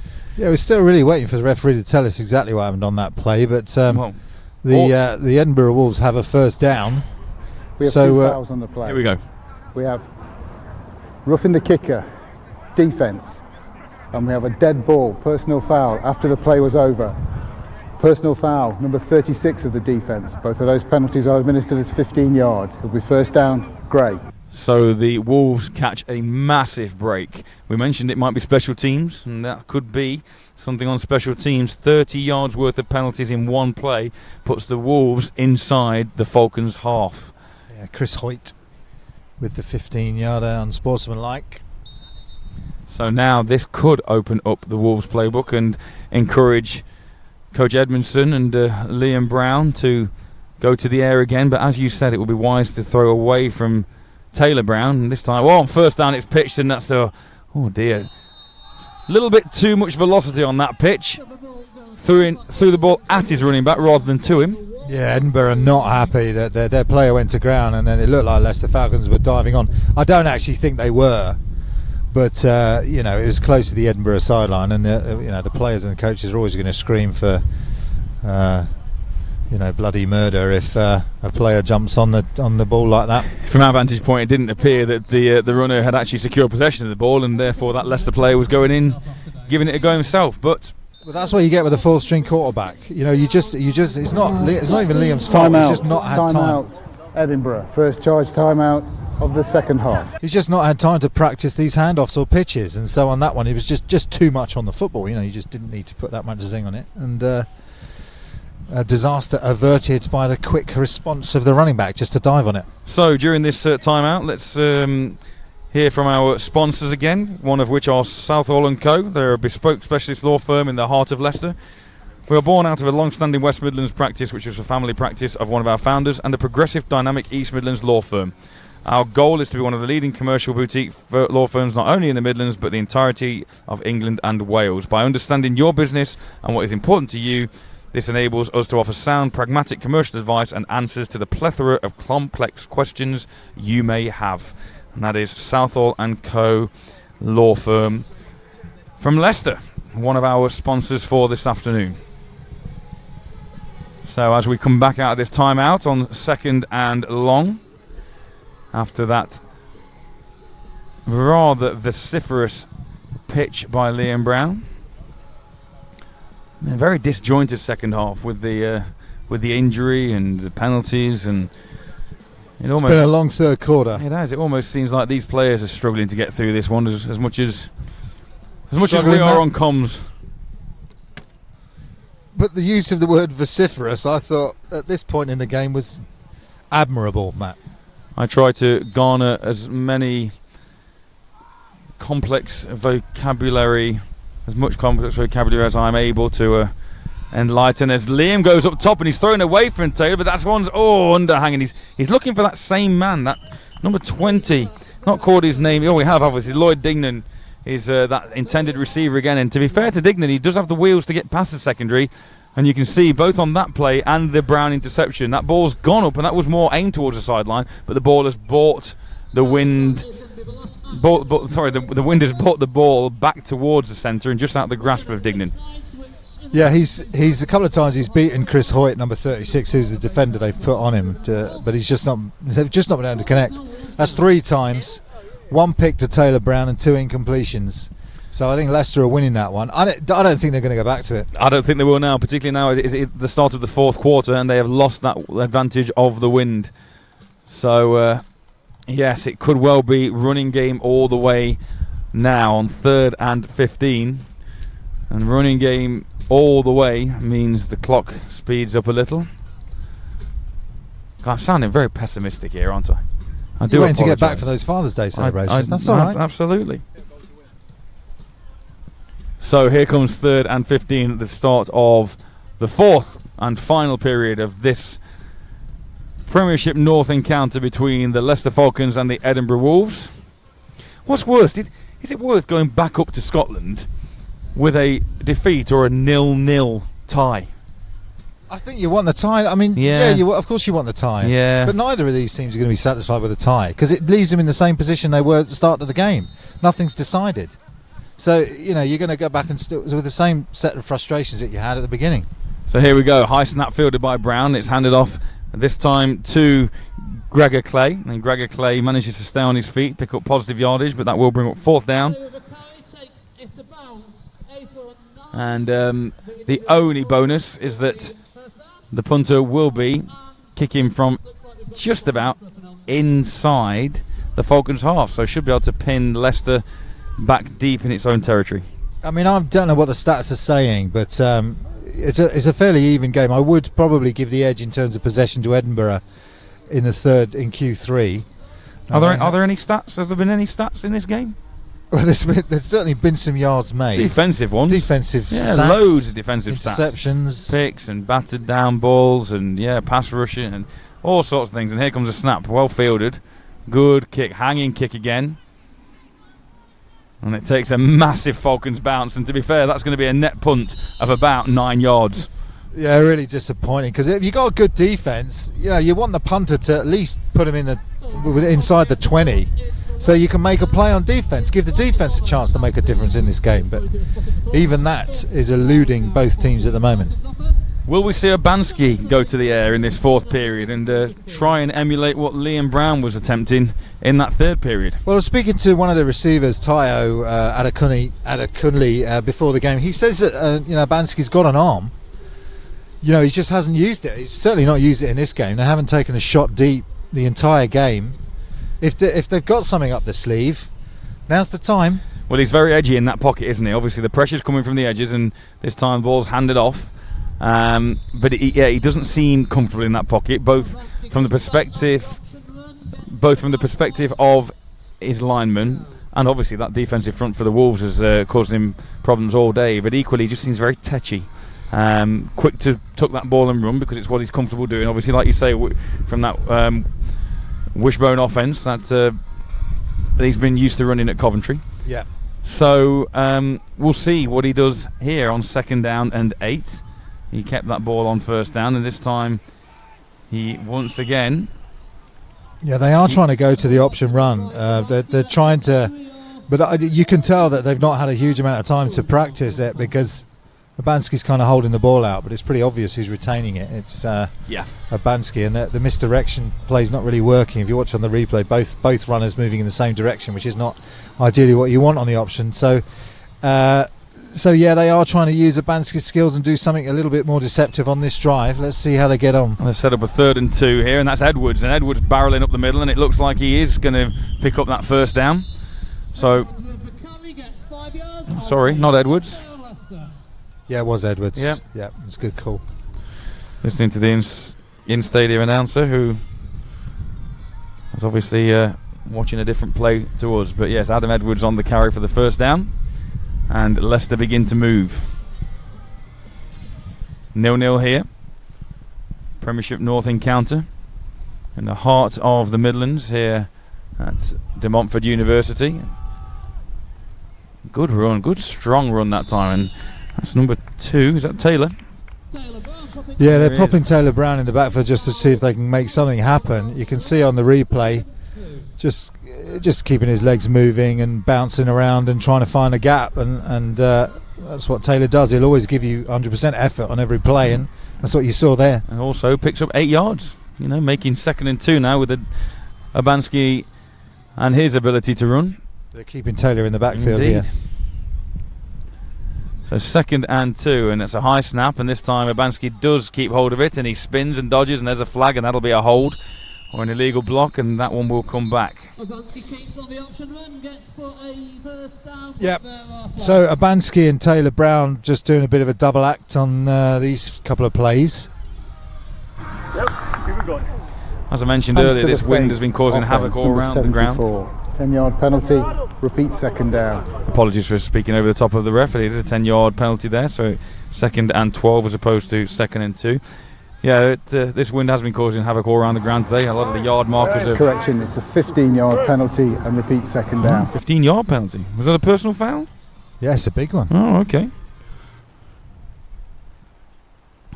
So as I was saying, there are not many markers still standing around the ground due to this wind, but if you look around in the end zone nearest to us, there is one hardy end zone marker who hasn't flinched for the entirety of the game. All his mates have all given up the ghost, but he's there to the end. Strong. I'm sure he's appreciative of the mention, and I'll be honest, and to give his best to his family as well. Well done, Matt. We're talking about these strong defensive performances and standing strong throughout this one, and it's worth noting that there is that one end zone marker is still with us as Urbanski hands the ball off to Nick Jones, and Nick Jones does find a gap, and that could be close to a face mask penalty, but nothing called, and there's a Leicester lineman rather crumpled in a heap, and it's going to be 3rd and 3. Yeah, Ross Young making the tackle there on that one, number 33 for Edinburgh.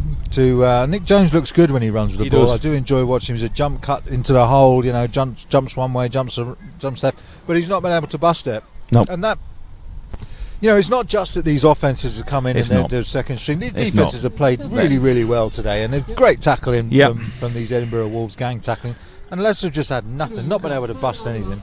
That's It's been a similar story for Edinburgh. That's the key as well. I think you mentioned that. It's not only been one person tackling. Both sides have got numbers to the ball. Urbanski hands off once again, and Jones bounces out to the left-hand side. But again, great defensive work. Yeah, and that's the other captain, Steve McDonald. So both captains coming in. If you watch defensive end play here, tries to get to the edge. We're going to slow him down, and then the rest of the defence is going to arrive, and absolutely nowhere to go. And that's good play by Steve McDonald, and the rest of the Edinburgh Wolves defence played really, really well.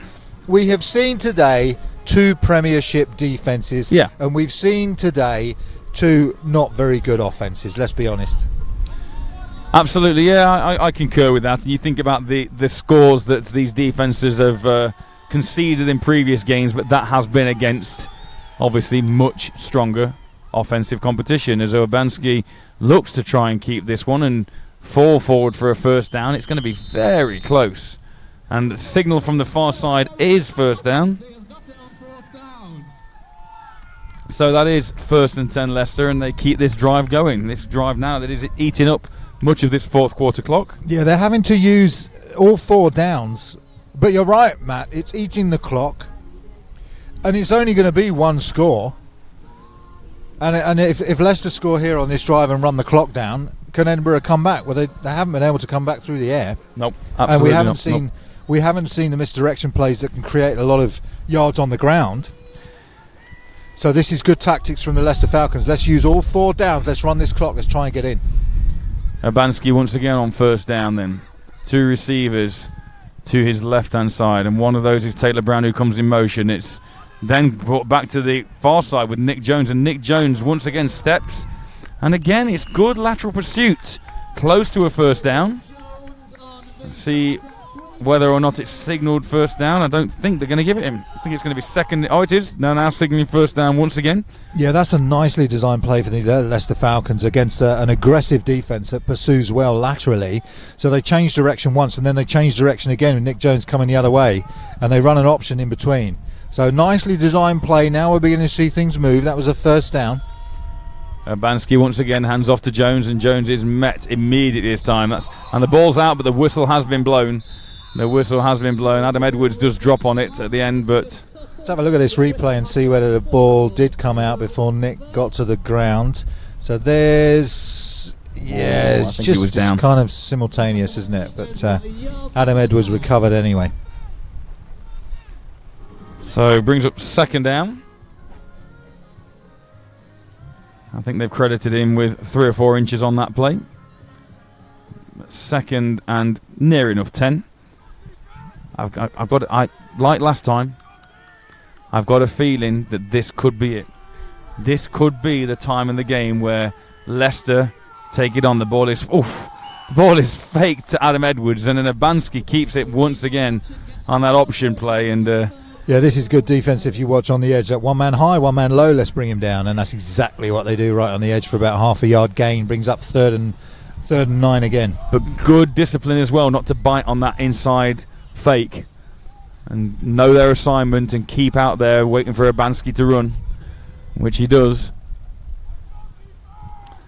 So getting close to field goal attempted territory, which they did right at the beginning of this game. Again, as this time Nick Jones does bounce outside, and he's got a little bit of a hole, and he runs inside the 10 down to about the 7-yard line for another first down, and this time it'll be first and goal, and we've not said that often today. Yeah, here's the replay. Going with that 2 running back set. They cross running backs. Nick Jones gets it, and this time defender falls down on the edge, and it opens it up for a gain of 8. You can just see what a difference it makes if you lose contain on that edge.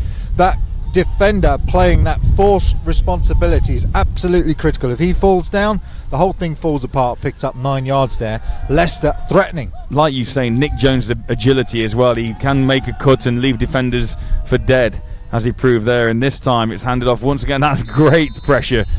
That's number 9. Is that Hopkinson? It is. Ash Hopkinson called his name on offense a few times, but making his presence felt on defense on this occasion.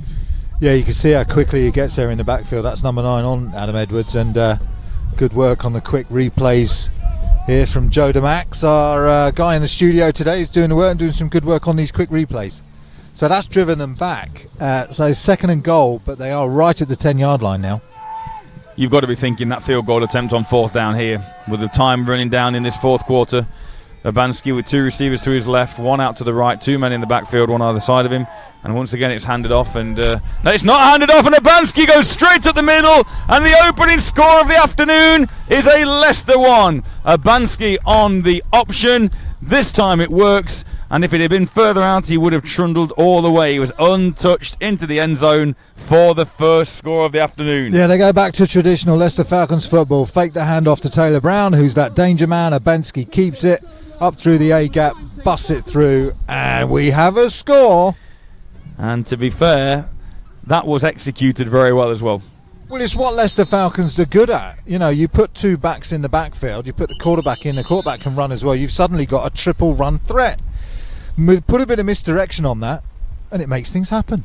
12 men on the field for the extra point, 5-yard penalty. Repeat the try. Illegal procedure penalty there against the Falcons, just takes the edge off that score a little, but they won't be too worried about that, will the Falcons? Because that one score could be the difference. Could that have secured the Falcons' Premiership status for 2020? Snap is down, kick is up, and this time it is good. And that football is never to be seen again. In the bushes. They're expensive, those footballs. They are. I'm going to go and have a look for that after the game, if this young man doesn't find it, who's running off to our left now, but so it is a 7-0 game. It's 1 touchdown, and Edinburgh. Now let's see how they can respond. If they've got anything in the playbook that Liam Brown's been practicing for this sort of situation, because remember, he's their 4th string quarterback. The amount of playbook knowledge that he's going to have is going to be very, very limited. But Edinburgh are not a stupid team. They're a Prem team. They must have and will have something up their sleeve for this sort of situation. Now, the only other Leicester kickoff we saw was a short kickoff right at the beginning of the game, which put the Wolves in good position. Now, I only imagine with their wins at their backs and the fact that the Wolves have struggled to maintain any sort of drive, that this one is coming deep. Can't imagine they'll risk a short kick this time again. They did do that little pooch kick, didn't they? They did. It's at the beginning of the game, but ever since then they've not really had a chance to kick again. So let's see. That's a lovely kick, beautifully done, and that's well taken on the run. And it's Stuart Galloway. Stuart Galloway then reverses field, and the ball's out, and that's Leicester's football on the 20, and that could well be the ball game. It's Taylor Brown again. The man that makes a difference always in these. If we look at this replay, 8-1 does take it beautifully. Has to move to his left, comes back to his right hand side, cutting and juking, but again doesn't secure the football. Taylor Brown's like a laser, straight in, ball out, and recovery. Forced fumble and fumble recovery to Taylor Brown. Like he is such a playmaker and such a difference, isn't he? And it is the difference. We spoke about him last year in Division 1. He was always a difference maker. When we covered the games last year, he was always there or thereabouts, and he is a quality athlete. You know, in terms of this level, he is probably an elite athlete in the British game. And he's also the one. I mean, it's worth mentioning, you know, as you did, Matt, that they nearly had the touchdown to Dignan, number 20, on the play action pass. It was Taylor Brown that denied him. Edwards this time with the carry, and Edwards tries to get something going, but now it's just about eating clock. So it's 2nd and 9 now for the Falcons, and already knocking on the door at the 20-yard line. So Edinburgh need a play from their defence, and the defence have played very, very well. They will, you know, they've been handed very poor field position by their special teams, which is always so frustrating as a defensive coordinator when your defence has played so well and they get backed up to here. So they will want the ball back. So let's see if they can get this ball out. 2nd down. Abansky ready to take this again, and there's the read, and this time he gives it to Patterson, and Patterson is stood up and knocked down after a pickup. In fact, a loss of 2. Yeah, so Patterson's really had no joy today. This is his 2nd or 3rd run, and they just play that edge so well. And it is number 9 who's trying to rip that ball out as well. That's Ash Hopkinson. Ash Hopkinson again, indeed. Mentioned his name a few times on special teams, defence. And like you say, these Edinburgh Wolves have given a good account of themselves. It's one thing having an away game, but it's always, when you're a Scottish team travelling this far south, it's probably the furthest they're going to travel in terms of their fixtures schedule this year. As that ball is stopped once again, that's Nick Jones. Picks up nothing. Yeah, nothing there, and that's going to bring up this long 4th down. We'll see whether Danny Burton comes on to try and put this, but make it a 2-score game, which I think he is. Well, I think if you look, the kicker's on the field. Yeah, the wind is. Which way is the wind blowing, Matt? It's coming in. Yeah, Danny's back. To be fair, so Danny's back. Yeah, is that why? Where's he been? But if you think about the extra point, that sailed over that high fence, if he gets the right elevation on this one, this should be snaps. It's good, looks good. Depends on the direction, and that is good for Danny Burton, adding 3 more to the Falcons account. So Taylor Brown with the forced fumble recovery is worth 3 points. Offense didn't make any yards. In fact, they lost a couple. Danny Burton comes on and kicks from exactly where Taylor Brown recovered it. So Taylor Brown making a big difference. Danny Burton exploiting the good work of Taylor Brown. We've got 10 points, Cole. Woohoo! Happy days. Barely contain your excitement. I'm kind of disappointed for the Edinburgh Wolves defence, because that 3 points was not, not their doing. No, I agree. They've played very, very tight, but Leicester Falcons have found a way, and all credit to them, to get into the end zone using that more traditional attack that they're used to, with those kind of 3 dangerous runners, if you include the quarterback in the backfield. Sure, this is always the beauty of this game, isn't it? It's been so tight for so long, and then literally with 5 minutes remaining in the game, unfortunately it's now got away from the visiting Wolves. But you just, like you say, all it needs is a spark. You never know. If this one goes back all the way, then we've got a new game. Let's see what Hopkinson can do. And Hopkinson takes the good straight run up to about the 34, 35 yard line, where the Wolves will try again. Yeah, it's good coverage by the Leicester Falcons as well on this play. Decent take from Hopkinson, straight up the field. Obviously a middle return. You can see those blockers gathering there, but 37 comes up, makes a tackle. So here we go. Let's see if the Wolves can get anything going quickly. And like you say, with 5 minutes remaining in this one, it's going to have to be quick, which is going to rely on the ball being in the air sometime from Liam Brown. Now, where's that man Dignan? Lined up right-hand side. That's when they're trying to go deep, that's who they're going to. Yeah, deep's not. I know time's an issue, but deep's not really where you want to go with the strength of this wind and this young, inexperienced quarterback, as it's handed off on 1st down to Barron. And Barron's got some space off the left. Oh, my word! Guess who? He's like a missile, isn't he, on those? I mean, he just tracks them down so quickly. It's like a cheetah taking down a gazelle. Out of nowhere, here he comes, bang. Goodness me, not even sure Barron saw him coming out of the defensive secondary there. Yeah, somebody needs to say, that Taylor Brown, maybe we should block him. Be a good idea. 2nd and 7, maybe 8 coming, and when Barron appeared to have some daylight in front of him, Taylor Brown snuffed that out all too quickly. And here he comes again, and it's handed off, and that's great penetration to that offensive line. Number 43 for the Falcons. Yes, Richard High. We called his name and number. He's a good linebacker, Richard High. He's made 3 or 4 good tackles today. He's big, rangy, long arms, difficult to get away from.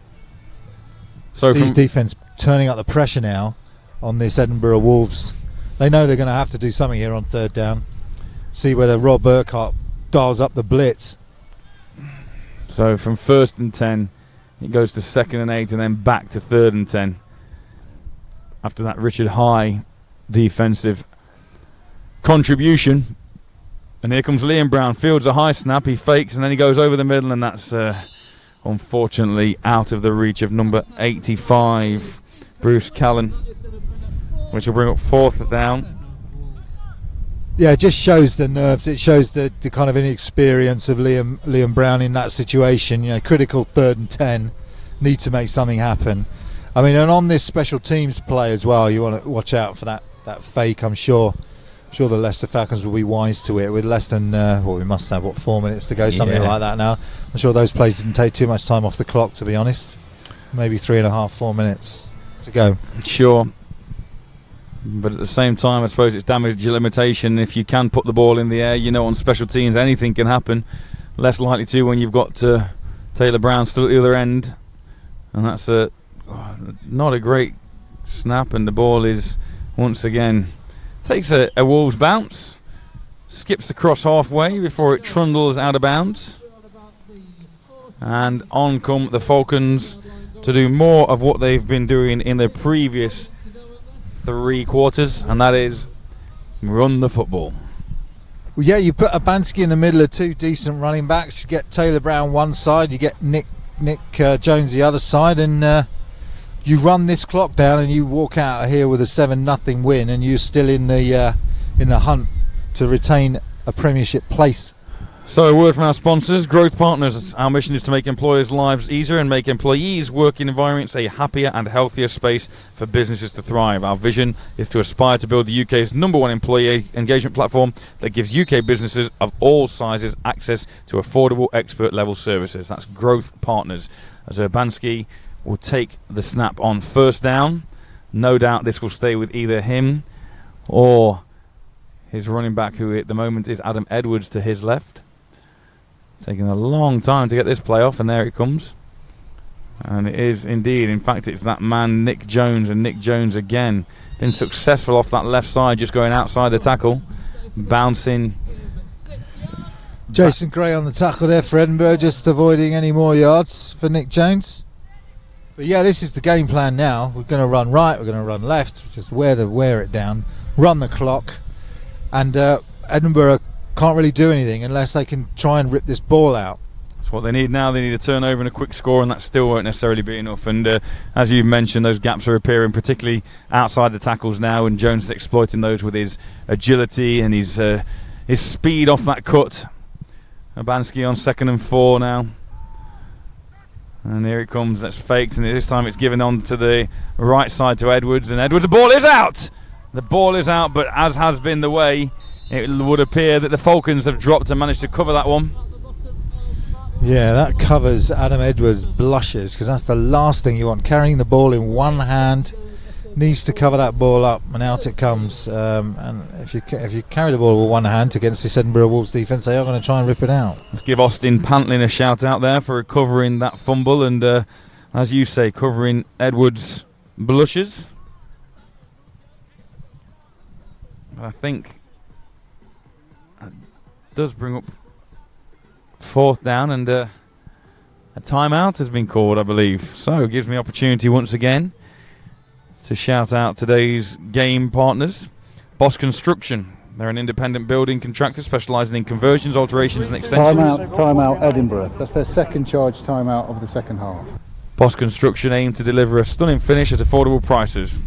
They also want to make you, the consumer, have as an enjoyable and painless experience as possible in order for you to enjoy your new home. That's Boss Construction. And our final partner for this afternoon is Cross Productions. Cross Productions' unique blend of creative ideas and digital campaigns are all designed with one key ingredient in mind, which is to help your business grow and reach new heights in this ever so competitive digital industry.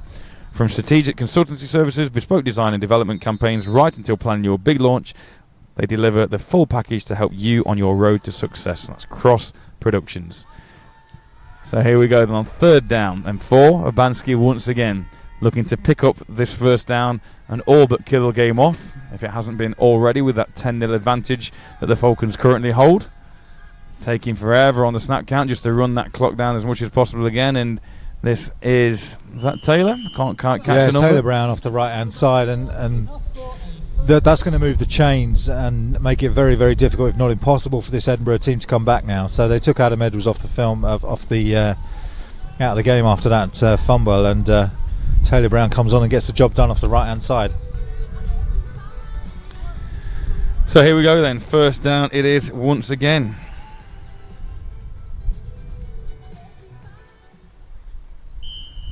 First down, Urbanski and the Falcons, for them to pick up their second win of the season and help their campaign to remain in the Prem. Yeah, and that's the bright side of this game, isn't it? That it looks like Leicester are going to come It looks like Leicester are going to come away as we hit the 2-minute warning here. It looks like Leicester are going to come away with a win, which is the first win that they've had in some time. They've been on the road for 5 games, lost all of them. They come home, they get the win. So, on first down, the ball is handed off to Taylor Brown once again. Who are you going to give the football to in these sort of situations? Your man with the safest hands, as Taylor comes up limping a little bit gingerly on that left ankle, but all seems well. Yeah, Taylor Brown, they're obviously just relying on him now to run this clock down these last couple of minutes.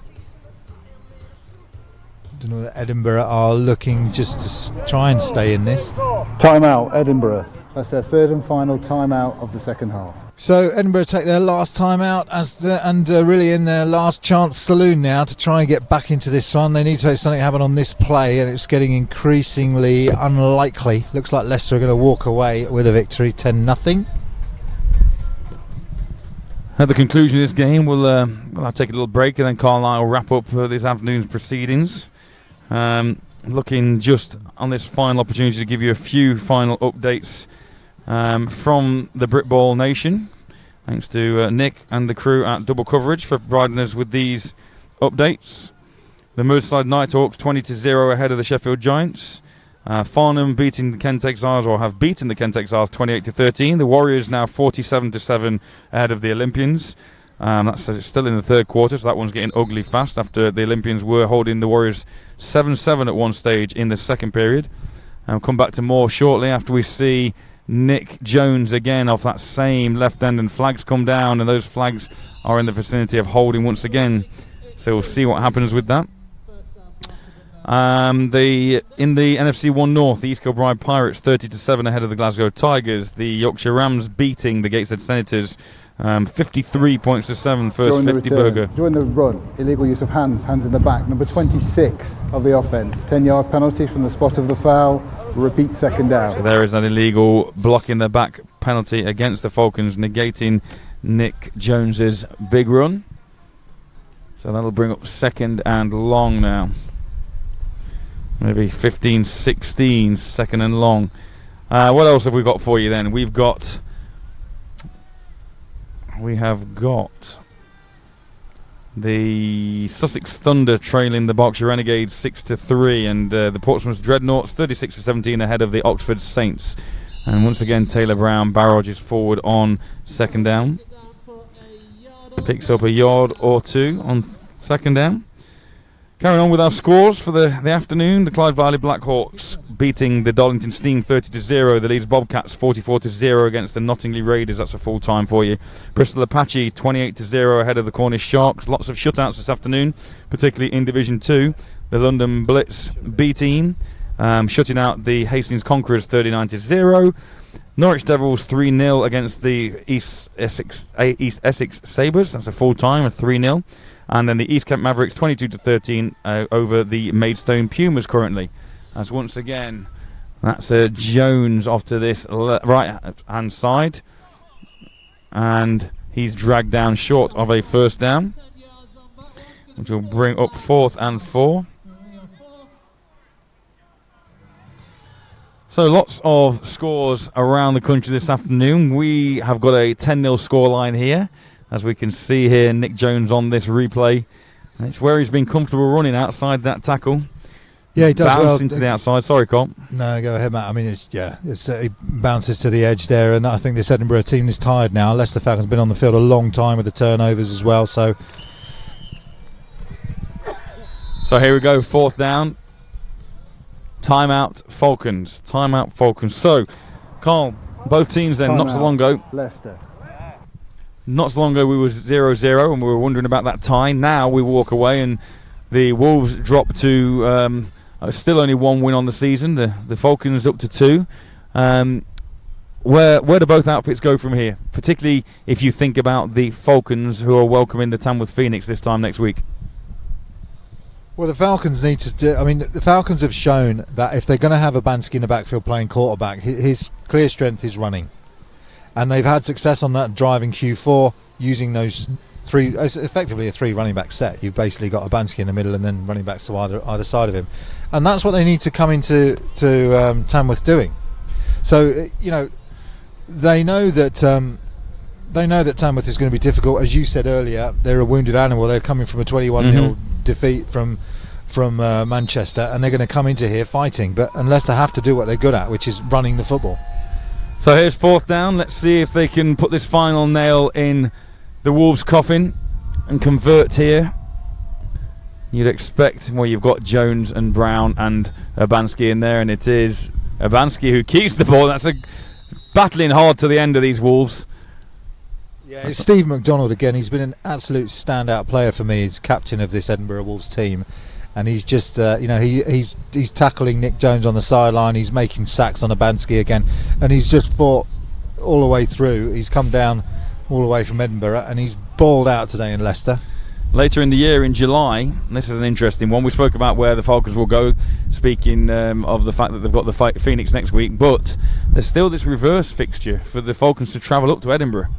They've still got to contend with that, and on the basis of this, that journey has to have some impact on these visiting Wolves. They'll have had an early start this morning, I assume. I'm not sure that they stayed over last night anywhere. They came down this morning. So that's always going to be a factor as well. So it'll be interesting to see how the Falcons manage that on their journey north of the border later in July. No, you're absolutely right, Matt. It does take its toll on the team. It means that you can't field as many players as you would like, and if you're missing a couple of star players because they can't make a long trip, things get tricky. Let's see if the Wolves can build anything in these last couple of minutes to give them a little bit of hope moving forward. And that's a nice completion, nice pass, and he dances up close to 1st down, no flags on the play, and that was a nice pass there. Yeah, that's George Fell, number 87, on the reception towards the sideline. But Liam Brown will gain a bit more confidence for his next game with a completion like that. Yeah, sure, and that could well be, and it is signalled 1st down, so positive there for Brown and the Wolves. Offside on the defence. The penalty will be declined. Result of the play is a 1st down. So there we go. If they hadn't on the ready. If they hadn't have had that completion, they would have gained positive yardage anyway, but that will do Brown's confidence no end. Just slinging it out to his left-hand sideline. A little bubble screen almost there to his receiver. So let's see if he can keep this positivity going for the remainder of this game. A low snap this time. He had to deal with some particularly, but when he floats that one, that's a beautifully taken ball. And number 81 trundles down the sideline, and he's still on his feet, close to pay dirt, and it's going to be very, very close. Lost sort of sight of him. I think he was tackled inbounds. It means that that's the end of the game. They've got no timeouts and can't stop the clock. So Edinburgh are battling to the very last of this one, but it is going to end up with a Leicester victory, Matt.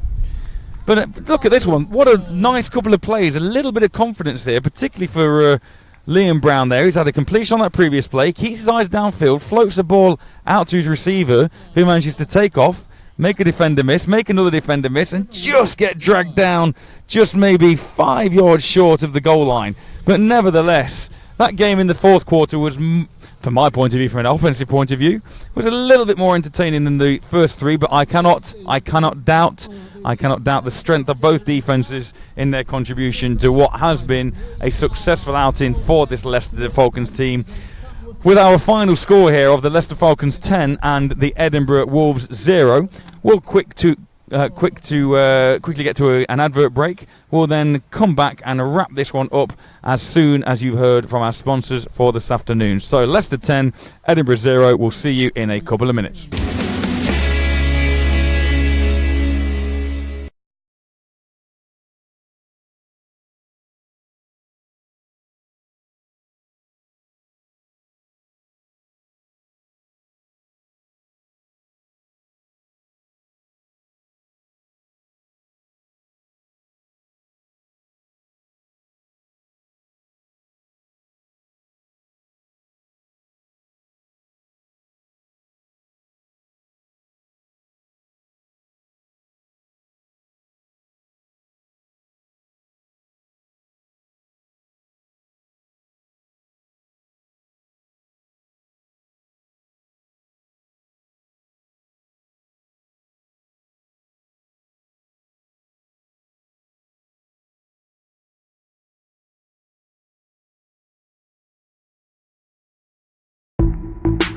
Dragonfly Productions are a full-service live event production company.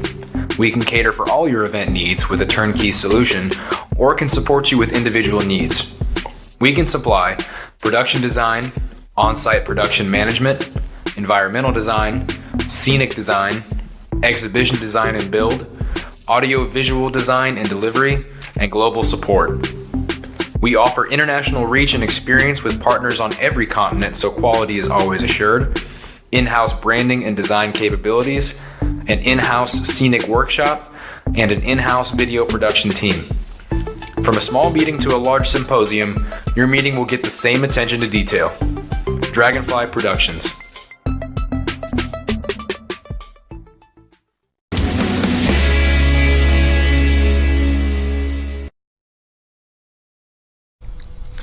Welcome back to De Montfort University here in the heart of the Midlands, where we have our final scoreline this afternoon of the home Leicester Falcons 10 and the visiting Edinburgh Wolves 0. So we did get a result in the end, Carl, after that defensive struggle, which, like you say, is very impressive. Yeah. But just what was the difference in the end?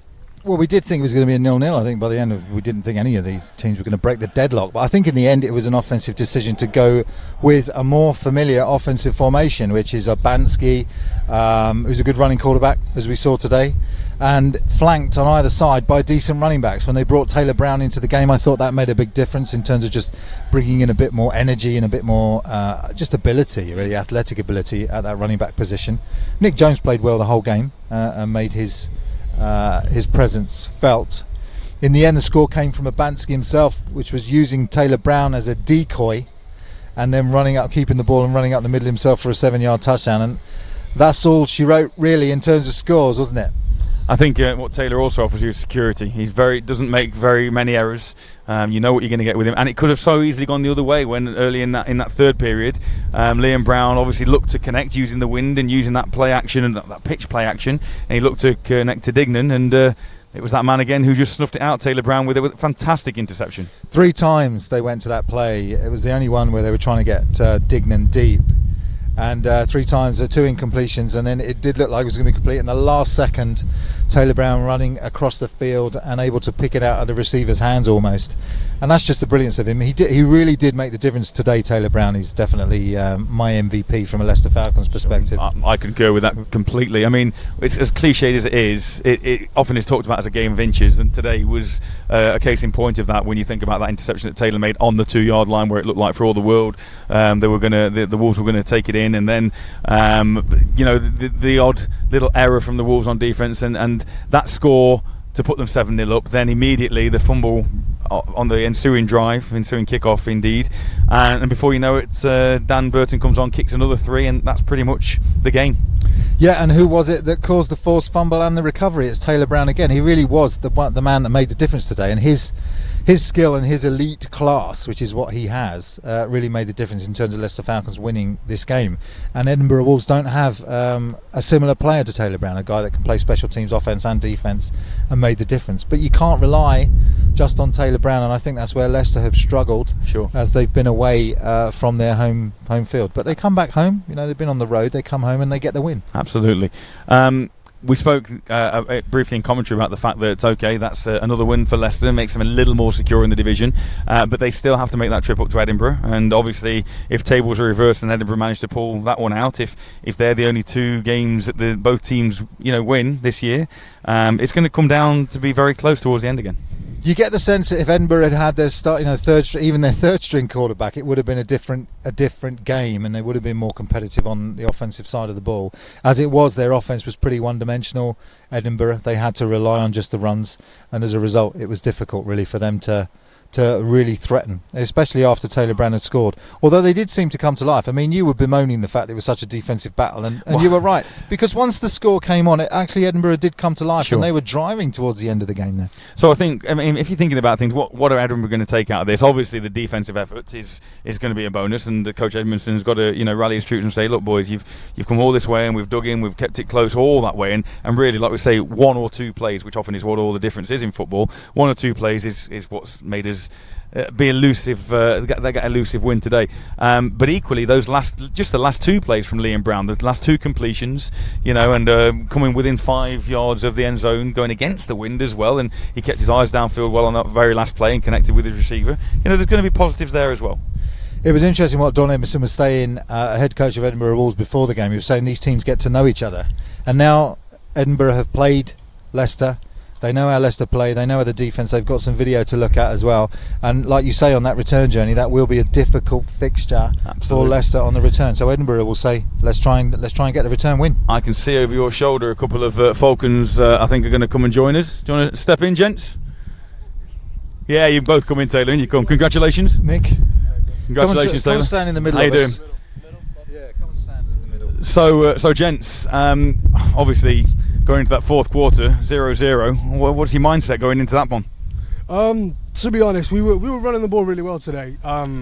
We tried to pass it, tried to open things up a bit, and it didn't really happen for us. So we kind of said, let's stick with what works, and we just thought, we'll pound it. If they stop us, they stop us. If they don't, well, the result happens just like it did, didn't it? So. And at one stage, Taylor, obviously in the third quarter, Liam's gone long looking for his receiver, and you've managed to get in there and act as receiver and make a real spectacular interception there. Talk us through that play. So basically, what I've always been taught as a DB, when that ball is in the air, become a receiver, go get it. So I saw the opportunity, made the play, but I think I was in the end zone on that. I don't think I was on the one, but we came back for it, so it was good. It was all right, good play. And field position, obviously, with the win today, field position with both offences struggling, if you like. And I know, obviously, from a quarterback situation for you guys, but equally from the Wolves, it was always going to be a defensively dictated game. You come on, Taylor, and unfortunately for you, always, whenever we've covered you, it's always sort of Taylor that makes the difference. Taylor's there to make that interception. He's there to create the fumble on that kickoff and recover that. And some of the hits you put in, one of the ones late on in the game where you just come out of nowhere and take the man down. I think from our point of view, the contribution that you make is usually the difference. And Carl spoke in the game, and maybe today Taylor was the MVP, even though it is a massively team-orientated event. I'm sorry about this. What does he mean to this team? Oh, he's huge. I mean, he's even stepping up. He's making plays on offense for us. You can undervalue the amount of work that Taylor puts in, not only on the field but with the coaching and helping the guys prepare for games. So, he's our MVP, but then flip this away with the other side. The running this guy made today, some fantastic plays, bouncing outside. We thought the contain that these guys had, both outside contain for a start, to be able to get around that defensive front, of the Wolves was fantastic. So talk about his contribution as well. I think that he actually kept us in this game. So there was a couple of times where our backs against the wall. We need a 5-6 yard pop. I knew he was going to get it. Yeah. And he saw it all game. He got that extra inch, and I think that's what gave us the edge at the end. So. Good running all around for him. Nick, how have you found it? Because I know you played in GFL as well. How have you found it playing a Premiership? How many games have you played? The last 4 or 5 games for Leicester, and how have you found it? It's different. It's the difference between the UK game and the GFL is night and day. One's professional, one's amateur, and when you look at anything like two sports where one's different to another because it's amateur and professional, it's always standard is different. If you're paying guys, they're going to be better. They're going to be better coached. You're going to have better facilities, but the UK game's growing all the time. As long as they keep pushing in the right direction, doing things to help grow the game, there's no reason why 5-6 years down the line UK game can't be just as good as GFL. And it felt like, to me anyway, this Edinburgh defence did a good job, because whenever you run, you've got that great dynamism, great speed. I see you doing these jump cuts in the holes. It's fantastic stuff. But they were a good defence today, I thought, Edinburgh. Yeah, up front they were huge. I know their D-line coach Shark, so he had those guys drilled, but it's our O-line today were unbelievable. Every time I touch a ball, I'd look up and there was just a huge space, and if there was no space, our receivers were doing a hell of a job blocking the guys on the outside. So it was just one of those games where things clicked for us, and we just got to work now and training this week and push forward for the next game against Tamworth. And finally, we spoke to Coach Cassar at the beginning, and it looks like a 3-horse race in terms of the relegation between you, Sheffield, and the Wolves. You're coming up against Tamworth, obviously you're coming off the back of a 21-0 shutout. That's like a wounded animal coming in here. What have you got to do to sort of be ready for the Phoenix next week? I think defensively, if we just limit those big plays, I think the last time we played them, we played up, before the half. We had a good defensive performance, and they got a couple that broke away, gave them a big lead before half. So I think if we limit the big plays and offense is moving the ball, I think we'll give a better performance against them. Well, gentlemen, thank you ever so much for your time, and congratulations on the victory today. Wish you all the best for the season. We'll see you next week. Congrats, Taylor. Well done. Take care. Yeah, a couple of athletes there, Matt. Absolutely, always good to hear from those Made us guys. look good, didn't they? They absolutely, yeah, always sucking the gut and all that, but no, good to hear from those guys, and obviously a positive stance. It would have been difficult to go into that Tamworth game next week with another loss today, so it just buoys them on a little bit. Yeah, and it's a reminder that they are in the Premiership. This is not Div 1. I know we said it. We've not seen Leicester Falcons for 4 games, and so this is Premiership football. They've got another Premiership win. That's 2 Absolutely. Premiership wins, and they did have very high aspirations coming in. If they stay up, they'll have done well, won't they, Leicester? They will. Well, they're one step closer to securing their Premiership status for next season with a 10-0 victory here against the visiting Edinburgh Wolves. The Leicester Falcons march on and to take on the Tamworth Phoenix next week. And all being well, we'll be back at Leicester Lions Rugby Football Club for that one in Blaby. So thank you very much for joining us today. Thanks to Tom, to Steve, to Joe, Alex and all the crew here for putting it on. Thanks, Todd. It's been enjoyable as ever. Thanks, Matt. Been great doing it again. Let's do it again sometime. We'll come back next week. Join us then here on UKAFL for the Tamworth Phoenix against the Leicester Falcons. That's next Sunday at 2:30. We look forward to seeing you then. Goodbye for now.